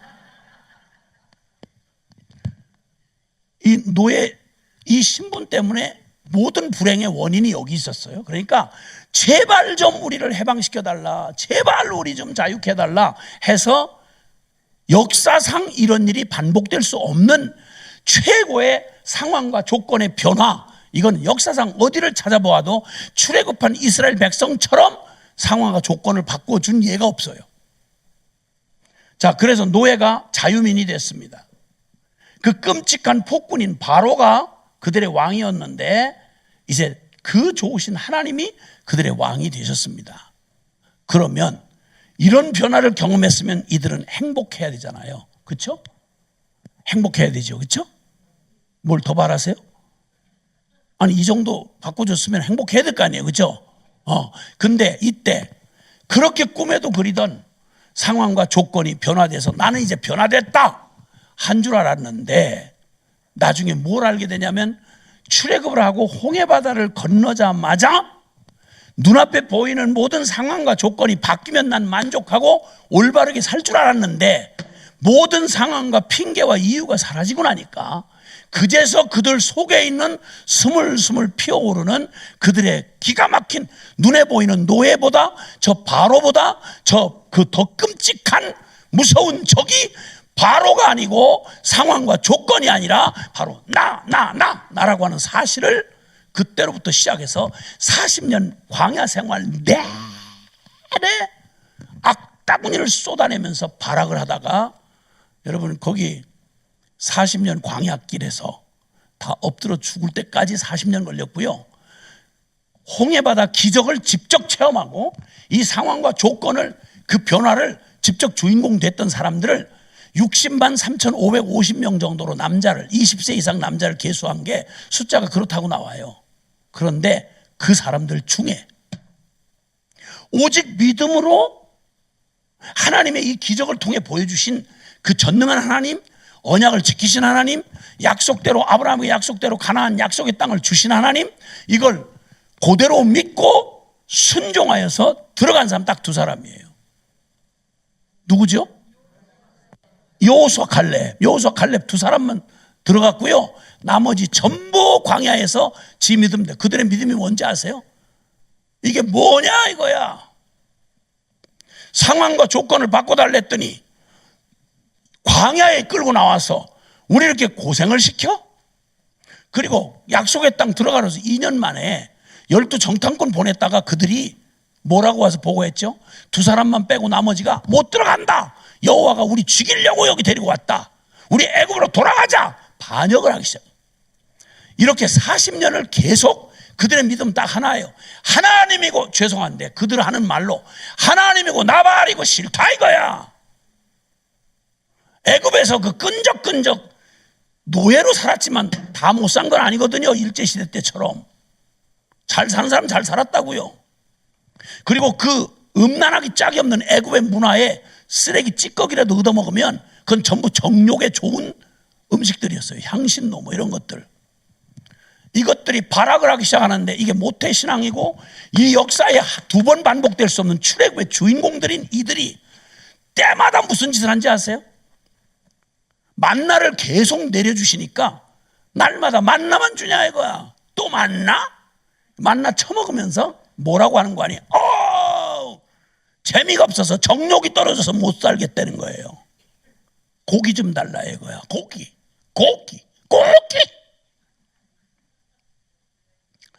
어차피 물 주는 기적을 계속 봤으면서도 물만 조금 늦게 나왔다. 그러면 모세 형님 진짜 고생 지긋지긋하게 했어요. 모세. 물만 좀 늦게 나와도 모세. 고기만 처먹고 싶어도 모세. 길만 좀 험해도 모세. 와, 이게 선민 이스라엘이에요. 아브라함의 자식들이고요. 이 기적을 직접 얘기로 듣는 게 아니라 체험한 놈들이에요. 그리고 끝내 저들 믿음대로 우리는 약속의 땅 못 간다. 우리는 하나님 필요 없다. 저 모세 저거 제껴버리고 우리가 원하는 왕을 세우자. 지도자를 세워라. 그리고 애굽으로 다시 돌아가자. 거기서 끈적끈적 음탕한 거 애굽 놈들 그냥 완전히 과거 시대에 고대 시대에 가장 음탕한 문화를 가지고 있던 애굽의 그 잡짓을 옆에서 보면서 요즘 음란 동영상 재미 들려가지고 슬금슬금 쳐다보시는 분들처럼 애들까지 다 저 아버지 할아버지 며느리 시아버지 엄마 딸까지 다 핸드폰에 미쳐가지고 인터넷에 미쳐가지고 슬금슬금 음란 동영상 보고 계시지 않아요? 이 사람들은 음란 동영상을 본 게 아니라 직접 봤어요. 애굽의 문화를 얼마나 더럽고 음탕한지. 요즘 시대에 뭐 음란한 거 이건 처음부터 그랬어요. 동성애 4,000년 전 소돔 고모라가 동성애로 발악하다가 불벼락 맞아서 끝난 역사가 4,000년 전에 있었어요. 새로운 거 아니에요. 그런데 주여주여하는 이스라엘 백성들이 이 상황과 조건만 바꾸면 이것 때문에 우리가 불행하다. 그러니 이것 좀 바꿔달라. 난리를 쳐가지고 바꿔주셨어요. 바꿔줬더니 비로소 바꿔준 거는 너무 당연하고 그들의 속에 진짜 마음이 드러났어요. 그러니까 상황과 조건의 변화는 변화가 아니다. 이렇게 말할 수밖에 없어요. 곤란하시겠지만 동의하시면 아멘. 그래도 이렇게 말하고 싶으시죠? 그들 믿음대로 됐어요. 하나님이 그렇게 하신 게 아니라 약속의 땅 못 들어간다. 여기서 죽여라. 우리는 애굽으로 간다. 거기서 그대로 제 믿음대로 죽었어요. 그게 20세 이상으로 멀쩡한 사고를 가진 사내 놈들 숫자만 그래요. 60만이 넘는 사람들이. 제발로 선택의 의지를 갖고 있는 성인으로서 전부 지가 선택한 걸 가지고 죽었어요. 자, 이 얘기를 제가 얘기하는 게 아니고 성경에 무수히 반복되는 얘기가 이 얘기예요. 성경을 어떻게 읽으셨는지 모르겠지만 이거 말장난하고 막 신학적으로 또 뭐 이렇게 풀려고 하지 마세요. 그냥 편안하게 성경 누구든지 읽고 믿으라고 주신 말씀이에요. 이거 제 해석하라고 한 게 아니라 역사적 사실을 가지고 지금 얘기하는 거예요. 자, 그런데 여러분 이렇게 해가지고 이 사실에 대해서 성경이 뭐라고 기록하냐면 히브리서 3장 찾아보세요. 15절 이하. 히브리서 3장 15절 이하에 히브리서 3장 15절 이하에 자, 우리 같이 4장 2절까지 같이 보겠습니다. 시작.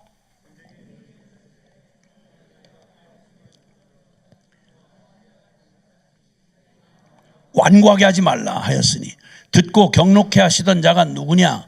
모세를 따라 애굽에서 나온 모든 사람이 아니냐?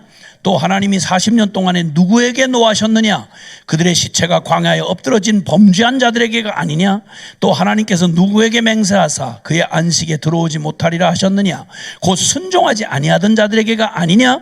이로 보건대 그들이 믿지 아니함으로 능히 들어가지 못한 것이라. 그러므로 우리는 두려워할지니 그의 안식에 들어갈 약속이 남아 있을지라도 너희 중에는 혹 이르지 못할 자가 있을까 함이라. 그들과 같이 우리도 복음 전함을 받은 자이나 들은 바 그 말씀이 그들에게 유익하지 못한 것은 듣는 자가 무엇과 믿음과 결부시키지 아니함이라. 아멘. 해석할 필요가 없죠. 그대로 이 사건을 통해서 결론까지 찍어주셨어요. 결론까지. 그들이 못 들어가던 건 마음이 완고하여 하나님을 믿지 아니하고 상황과 조건, 우리가 변하는 상황과 조건만 바꿔달라 이거예요. 하나님이 원하는 거 그런 변화 우리한테 필요 없다고 이렇게 말했는데 여러분 이 일이 그들이 무엇을 발견하고 죽었냐면 아하, 나는 상황과 조건 때문에 불행한 놈이 아니라 내 안에 이 병든 자아가 이 죄장아찌 같은 내 안에 있는 나 하던 이게 원수구나. 내가 원수구나. 이걸 처절하게 깨닫고 엎드려서 죽었다 이 말입니다. 그러니까 신명기 8장 2절 3절은 이 사건의 내용을 의미를 이렇게 말해줍니다. 신명기 8장 2절 3절입니다. 그럼 성경 이외에 다른 거 가지고 잡다한 이론이나 무슨 학설이나 이런 거 가지고 신경 쓸 사이 없어요. 성경이 다 해석해주고 계세요. 자, 신명기 8장 찾아보세요. 신명기 8장 2절 3절입니다. 시작.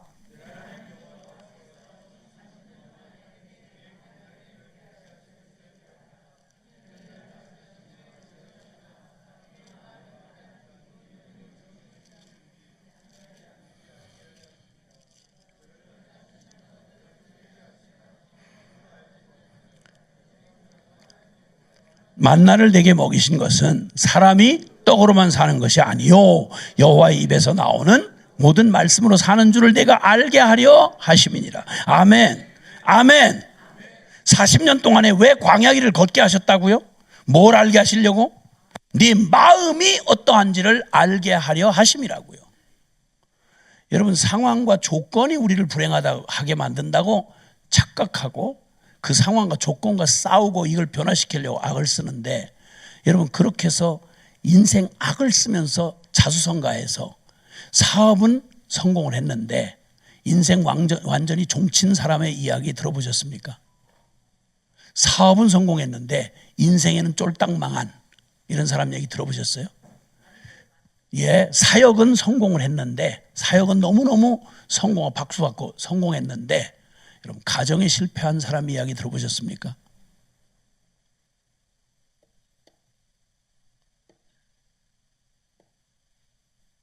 우리는 한 방에 훅 간 사람들 많이 보고 있습니다.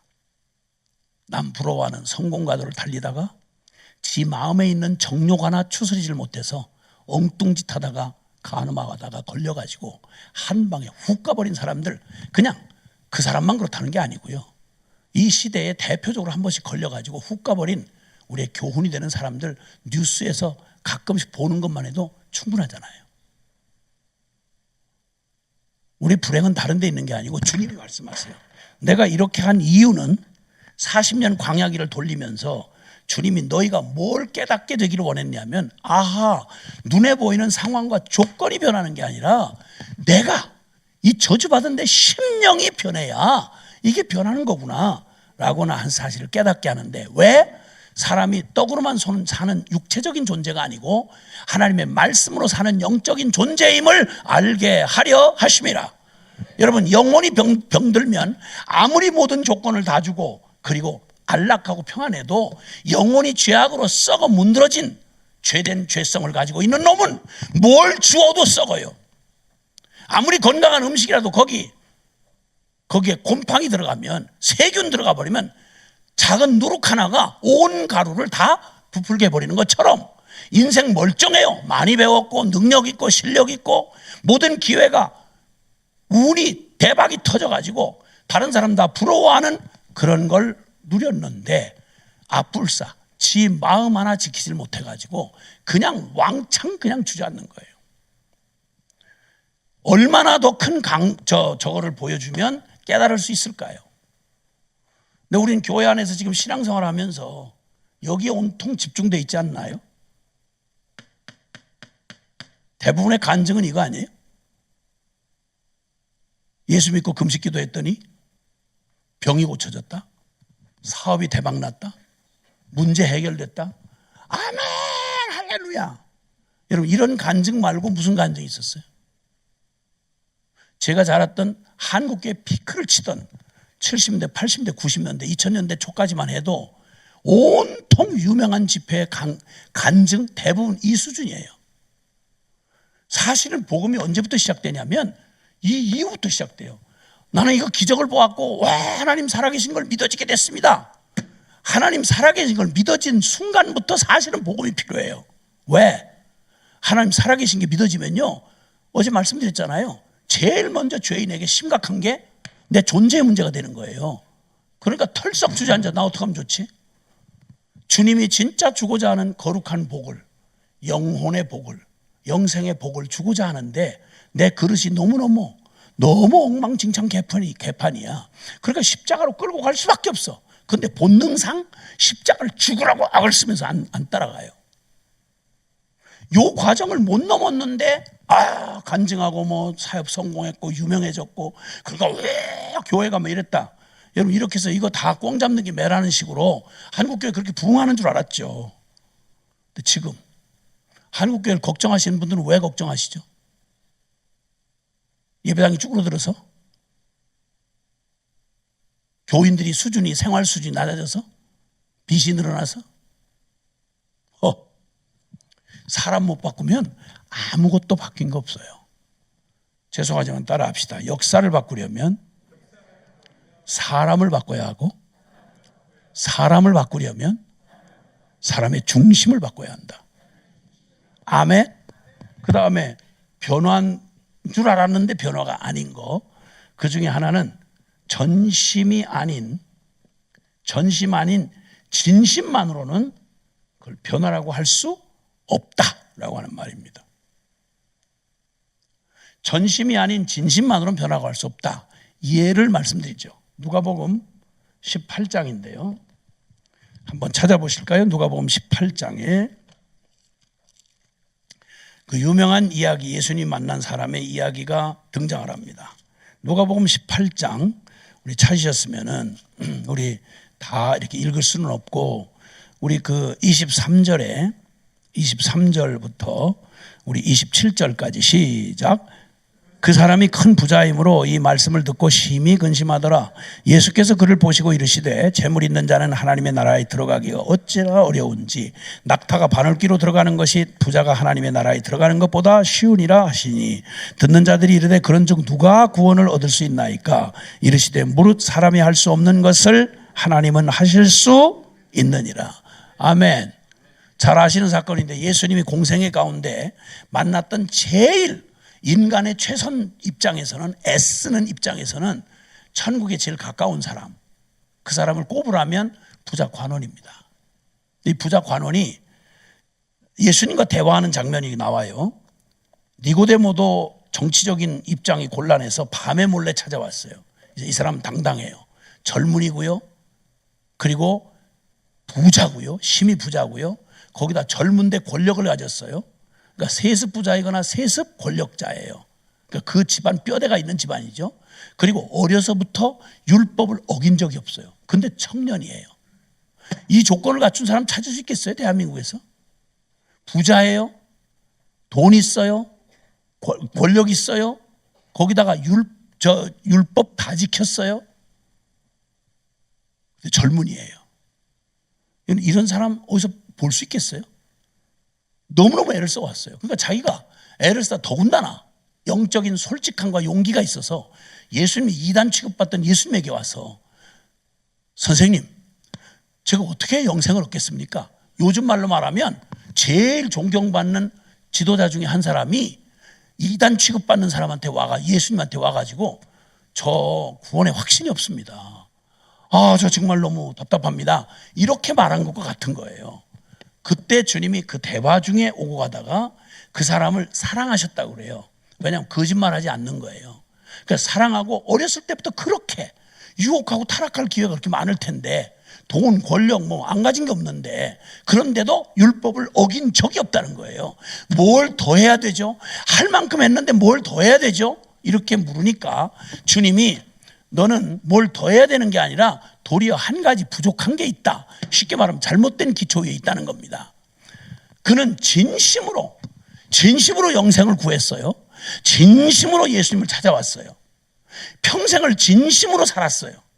그런데 주님이 콕 집으신 건 뭐냐면 너는 영생을 구하는 건 진심인 줄 알겠는데 너는 네 진심이 영생을 구하는 진심만 있는 게 아니고 너에겐 다른 진심이 있어. 그게 바로 뭐냐면 그가 기득권을 가지고 태어났던 부자인 거예요. 재물이 심히 많아요. 사람의 마음이 어디에서 갈려지는지를 아시는 주님이 이렇게 말씀하셨어요. 네 재물 다 팔아서 가난한 자들에게 나눠주고 너는 나를 따르라. 그러면 네가 영생을 얻겠다. 이 얘기는 간단한 말이고 주님이 모든 사람이 다 그렇게 할 필요가 없었죠. 근데 이거는 이 사람의 마음의 내면을 너무 잘 아시는 거예요. 그래서 이렇게 말씀하신 거예요. 너 영생을 구하는데 소중한 줄 알고 구하는데 네가 영생이 얼마나 너한테 소중한지를 너 확인해 봐라. 돈이냐 영생이냐. 돈이냐 영생이냐. 사람의 마음은요. 자기가 자기 마음을 알기가 어려워요. 왜냐하면 자기 변명과 합리화가 있기 때문에. 그런데 자기 마음을 숨길 수가 없는 때가 있어요. 그게 뭐냐면 양자택일의 기로에 딱 선택의 기로에 서면 그대로 그 실상이 드러나요. 돈이냐 영생이냐 이렇게 주님이 말씀하시니까 이 사람이 재물이 많은 큰 부자이므로 이 말씀을 듣고 심히 근심하더라.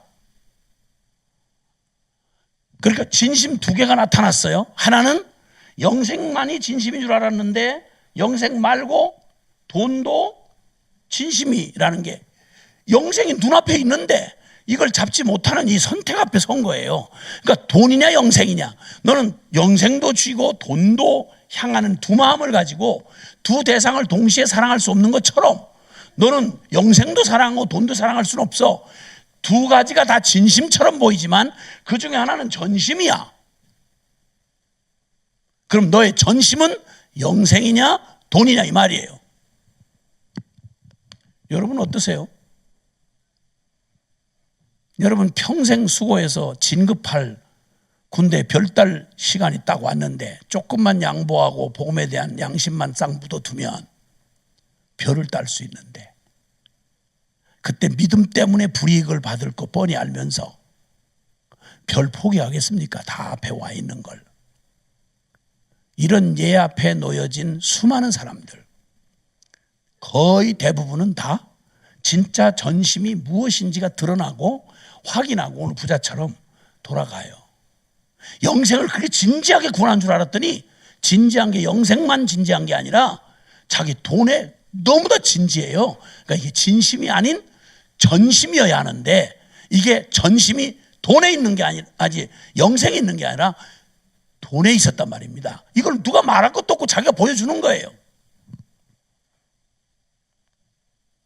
교단에서는 이런 일 안 일어날까요?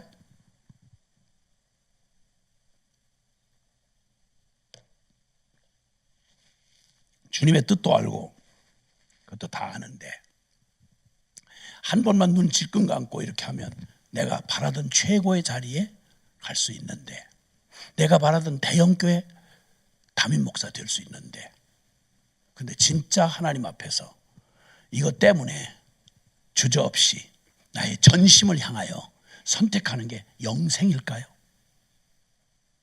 이건 유명하고 큰 사람들 얘기만 아니라 우리는 단돈 10,000원 가지고도요 얼마든지 주님보다는 현실을 택하는 일이 너무너무 많잖아요. 우리 영적 종합 진단을 받는 시간이라고 했습니다. 좋은 말 많이 들으셨을 거고요. 굉장히 부담스럽겠지만 이건 피해갈 수가 없는 거예요. 평생 속아 살다가 자기에게 자기가 속아 살다가 주님 마지막 날에 나는 너를 도무지 알지 못한다. 언제 네가 나를 향해서 내가 너의 전심이었니? 부자 관원이 고민을 하다가 고개를 돈 쪽으로 꼬고 돌아가니라. 사복음서에 아니 다른 복음서에 기록된 말씀입니다. 그때 주님이 한숨을 쉬시면서 제자들 옆에 있는 제자를 들으라고, 얘들아 재물이 있는 자가 하나님 나라 들어가기가 어찌나 어려운지 낙타가 바늘귀로 들어가는 것보다 더 어려우니라. 낙타가 바늘귀로 들어가는 것이 부자가 하나님 나라에 들어가는 것보다 쉽다. 부자가 하늘나라 가기가 이렇게 어렵다는 거예요. 여긴 돈이 얼만큼 있어야 부자라느냐 이게 선이 없어요. 부자는 말 그대로 전심이 재물에 가 있는 사람, 그걸 부자라고 하는 거예요. 영생을 눈앞에 두고도 재물은 포기할 수 없는, 영생보다 재물이 더 큰 사람, 이걸 부자라고 부르는 거예요. 이 전심이 아닌 진심만으로도 교회를 열심히 섬기는 사람 보면 교회에서 박수 받겠죠. 아이고 훌륭한 장로님, 권사님, 아이고 훌륭한 목사님 대단하십니다. 다 박수 받죠. 주님은 안 속으세요, 여러분. 주님은 안 속아요. 반드시 드러나게 돼 있어요. 우리 모두가 다 잘 나갈 때, 교회 잘 나갈 때는요 다 충성 경쟁을 했어요. 다 우리가 순교신앙 이어받았다, 우린 정통신앙을 가졌다, 우리는 말씀대로 믿는다 이러면서. 그리고 다들 충성 경쟁했어요. 그땐 누가 진짜 잘 믿는지를 알 수가 없어요. 왜냐하면 돌아오는 이익도 많거든요. 근데 이제 이익이 떨어지니까 지원을 안 해요. 신학교 지원을 안 해. 그 많은 목사님들 중에 적지 않은 분들이 목사를 때려치겠대요. 왜? 희망이 별로 안 보이니까. 충성 경쟁할 때 다들 전부 막 입에 침이 마르도록 주님과 함께 순교의 신앙을 가지고 가겠다고 이랬거든요. 숨길 수 없어요. 반드시 드러나요, 여러분. 내가 왜 이 길을 가는지, 내가 왜 지금 이 모습을 고집하는지 숨길 수 없다니까요. 하나님은 우리의 마음을 지신 분이라서 안 속아요. 주님이 그러니까 듣는 사람이 옆에서 절망이 됐어요. 듣는 자들이 이르되 그런즉 누가 구원을 얻겠습니까? 그런 식으로 계속 얘기를 이렇게 들이파고 이렇게 기준을 높여놓으면 그나마도 간신히 목회하느라고 간신히 막 을러서 의향하고 해도 교인을 지금 모으기 어려운데, 이런 식으로 얘기를 해버리면 목회 말아잡수시는 겁니다. 주여, 그런 중 누가 구원을 얻으리까? 이랬더니 주님의 대답은 더 한 걸음 더 나가십니다. 뭐라고 대답하신지 아세요? 그래, 사람으로는 할 수 없다. 사람으로는 할 수 없다. 그러나 하나님은 하실 수 있다. 그러니까 교회는요, 목회는 사람 재지 부리고 막 사람 동원하고 모아서 이렇게 하고 대강 살림 꾸려가는 이걸 목회라고 하신 적이 없어요. 주님의 교회는 오직 그리스도를 전심으로 따르는 참된 변화된 생명을 가지고 그리스도가 전부가 되어 따라가는 제자를 말하는 거지, 그냥 끌어다 모은 교인을 말하는 게 아니란 말이에요. 이게 성경의 불변의 진리예요. 주님께서 말씀하십니다. 그럼 이 두 가지 결과만 봐도 상황과 조건의 변화는 변화가 될 수 없구나. 전심이 아닌 진심으로 막 열심히 내고 이러는 거 가지고는 변화라고 할 수 없구나. 오직 변화는 그 사람의 마음에 중심이 바뀌어야 진정한 참된 변화구나 하는 거에 동의하시는 분만 아멘. 아멘. 그럼 묻겠습니다. 여러분은 여러분의 삶에 이 사실 앞에 서면서 나는 어느 편에 있는 사람인가? 참 진정한 변화, 복음에 변화시키는 능력을, 이건 여러분이 막 취해서 따내라는 말이 아니고요, 하나님의 은혜로 주신 복음이 이런 능력이 있다는 말이에요. 그러니까 이걸 액면 그대로 100% 받았느냐? 받았다면 이런 변화가 일어날 수밖에 없어요. 아니라면 건강검진의 점수가 잘 안 나오면 생활습관 바꾸셔야 돼요. 식습관도 바꾸고 게을러 터진 것도 바꾸고 잠 안 자고 설치고 막 어디에다 미쳐가지고 막 스트레스 받고 이러는 것도 바꾸고 내 삶 전반을 살고 싶으면 바꿔야 돼요. 그러면 영적 진단을 받으면서 보통은 이래요. 주님의 이 부르심 앞에 서서 비켜가요. 이렇게 맞닥뜨리질 않고, 제발 지금까지 충분히 그랬다면 더 이상 그러지 마시고 주님과 인카운터가 일어나길 바라요. 주님과 맞닥뜨리는 일이 있기를 바랍니다. 피하지 마시고요. 맞아요, 주님, 이거 확실치 않네요. 제가 확실치 않네요. 제 중심을 더 살펴주세요. 내 영혼을 말씀으로 더 깊이 파내어 주셔서 헛되게 내가 잘못 믿고 잘못 변했다고 확신하고 있는 거 있으면 걷어가 버리세요. 그리고 나한테 진정 주님이 복음을 주신 복음대로 100% 나에게 참된 변화가 일어나게 해주세요. 전심이 아닌 것 같아요. 진심이었던 것 같아요. 그러고들랑 변명하려고 자꾸 이론 찾고 신학 찾고 이러지 마시고요. 정직하게 그냥 어린아이처럼 하나님이 알고 내가 알지, 누구한테 왜 이 상황을 물어요? 그거 너무 극단적으로 얘기하는데 그거 신학적으로 맞습니까? 지금 여기다 왜 신학을 들이대요? 왜? 겸손하셔야 돼요. 살고 싶거들랑 겸손해야 돼요. 전심이 아닌 것 같다 싶으면 확실하게, 전심이라면 내 전심이 확실하게 드러나도록 내가 내 자신을 점검하고 진리 앞에서 더욱 확신을 해야죠. 맞아요, 그 말씀 듣고 보니까 진짜 내가 전심이었네요. 얼마나 기쁘고 감사해요. 아닌데 자꾸 나를 변명하면서 위안해가면서 이런 어리석은 짓을 왜 하냐고요. 뭐 하려고 하느냐고. 성경이 말하는 게 분명한데 이 중심이 변화되는 변화가 있을 때 우리는 참된 변화, 즉 새 피조물이 됐다, 새 사람이 된다, 새 생명이다, 영의 사람이다, 이 모든 일을 억지로 꿰맞추는 게 아니라 저절로 되는 일이라고요. 이게 할렐루야. 와우, 기쁘시길 바랍니다. 물론 진단을 받고 조금 점수가 잘 안 나오면 그렇게 기뻐할 수는 없겠죠. 그러나 왜 진찰을 하시죠? 우리를 변화시키려고, 우리를 살리시려고. 점수 맞은 게 결론이 아니고 그 점수가 제대로 진찰이 제대로 돼서 제대로 병명이 밝혀진 게 우린 살 길이에요. 아멘? 기뻐하시란 말이에요. 그러니까 얼굴을 억지로라도 활짝 펴세요. 주여, 기쁘시죠? 와, 하나님이 나한테 완전한 걸 주시려고 그러시는구나.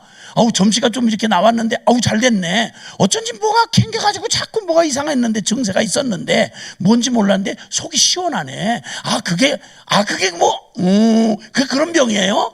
아이고 그럼 어떻게 하면 돼요? 수술하든지 아니면 약을 먹든지 아니면 치유 기도를 받든지 그러면 해결되는 거군요. 기뻐해야 될 일이잖아요.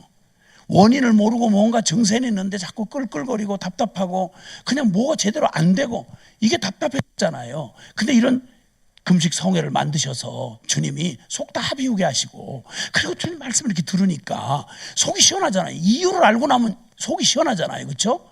괜히 어지럼증이 오는 거 이게 무슨 일인가 지구가 왜 도나 뭐 이렇게 하고 있다가 무슨 원인인지 밝혀지면 그 많은 사람들이 겪는 건데 이렇게 해서 이거 이석증이라고 하는 게 있어요. 귀에 이게 잠깐 균형이 정한 건데 이렇게 하면 나아요. 이런 기뻐야지요.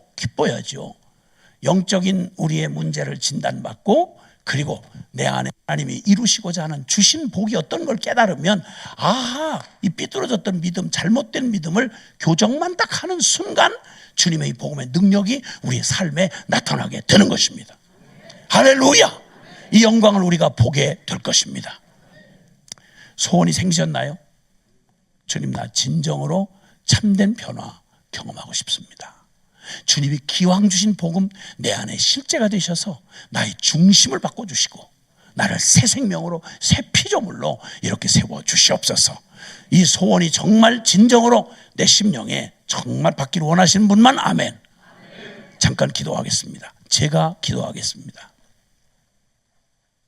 사랑하시는 하나님 아버지, 거룩한 진리 앞에 영광의 이 능력의 복음 앞에 저희를 세워주시니 너무너무 감사합니다.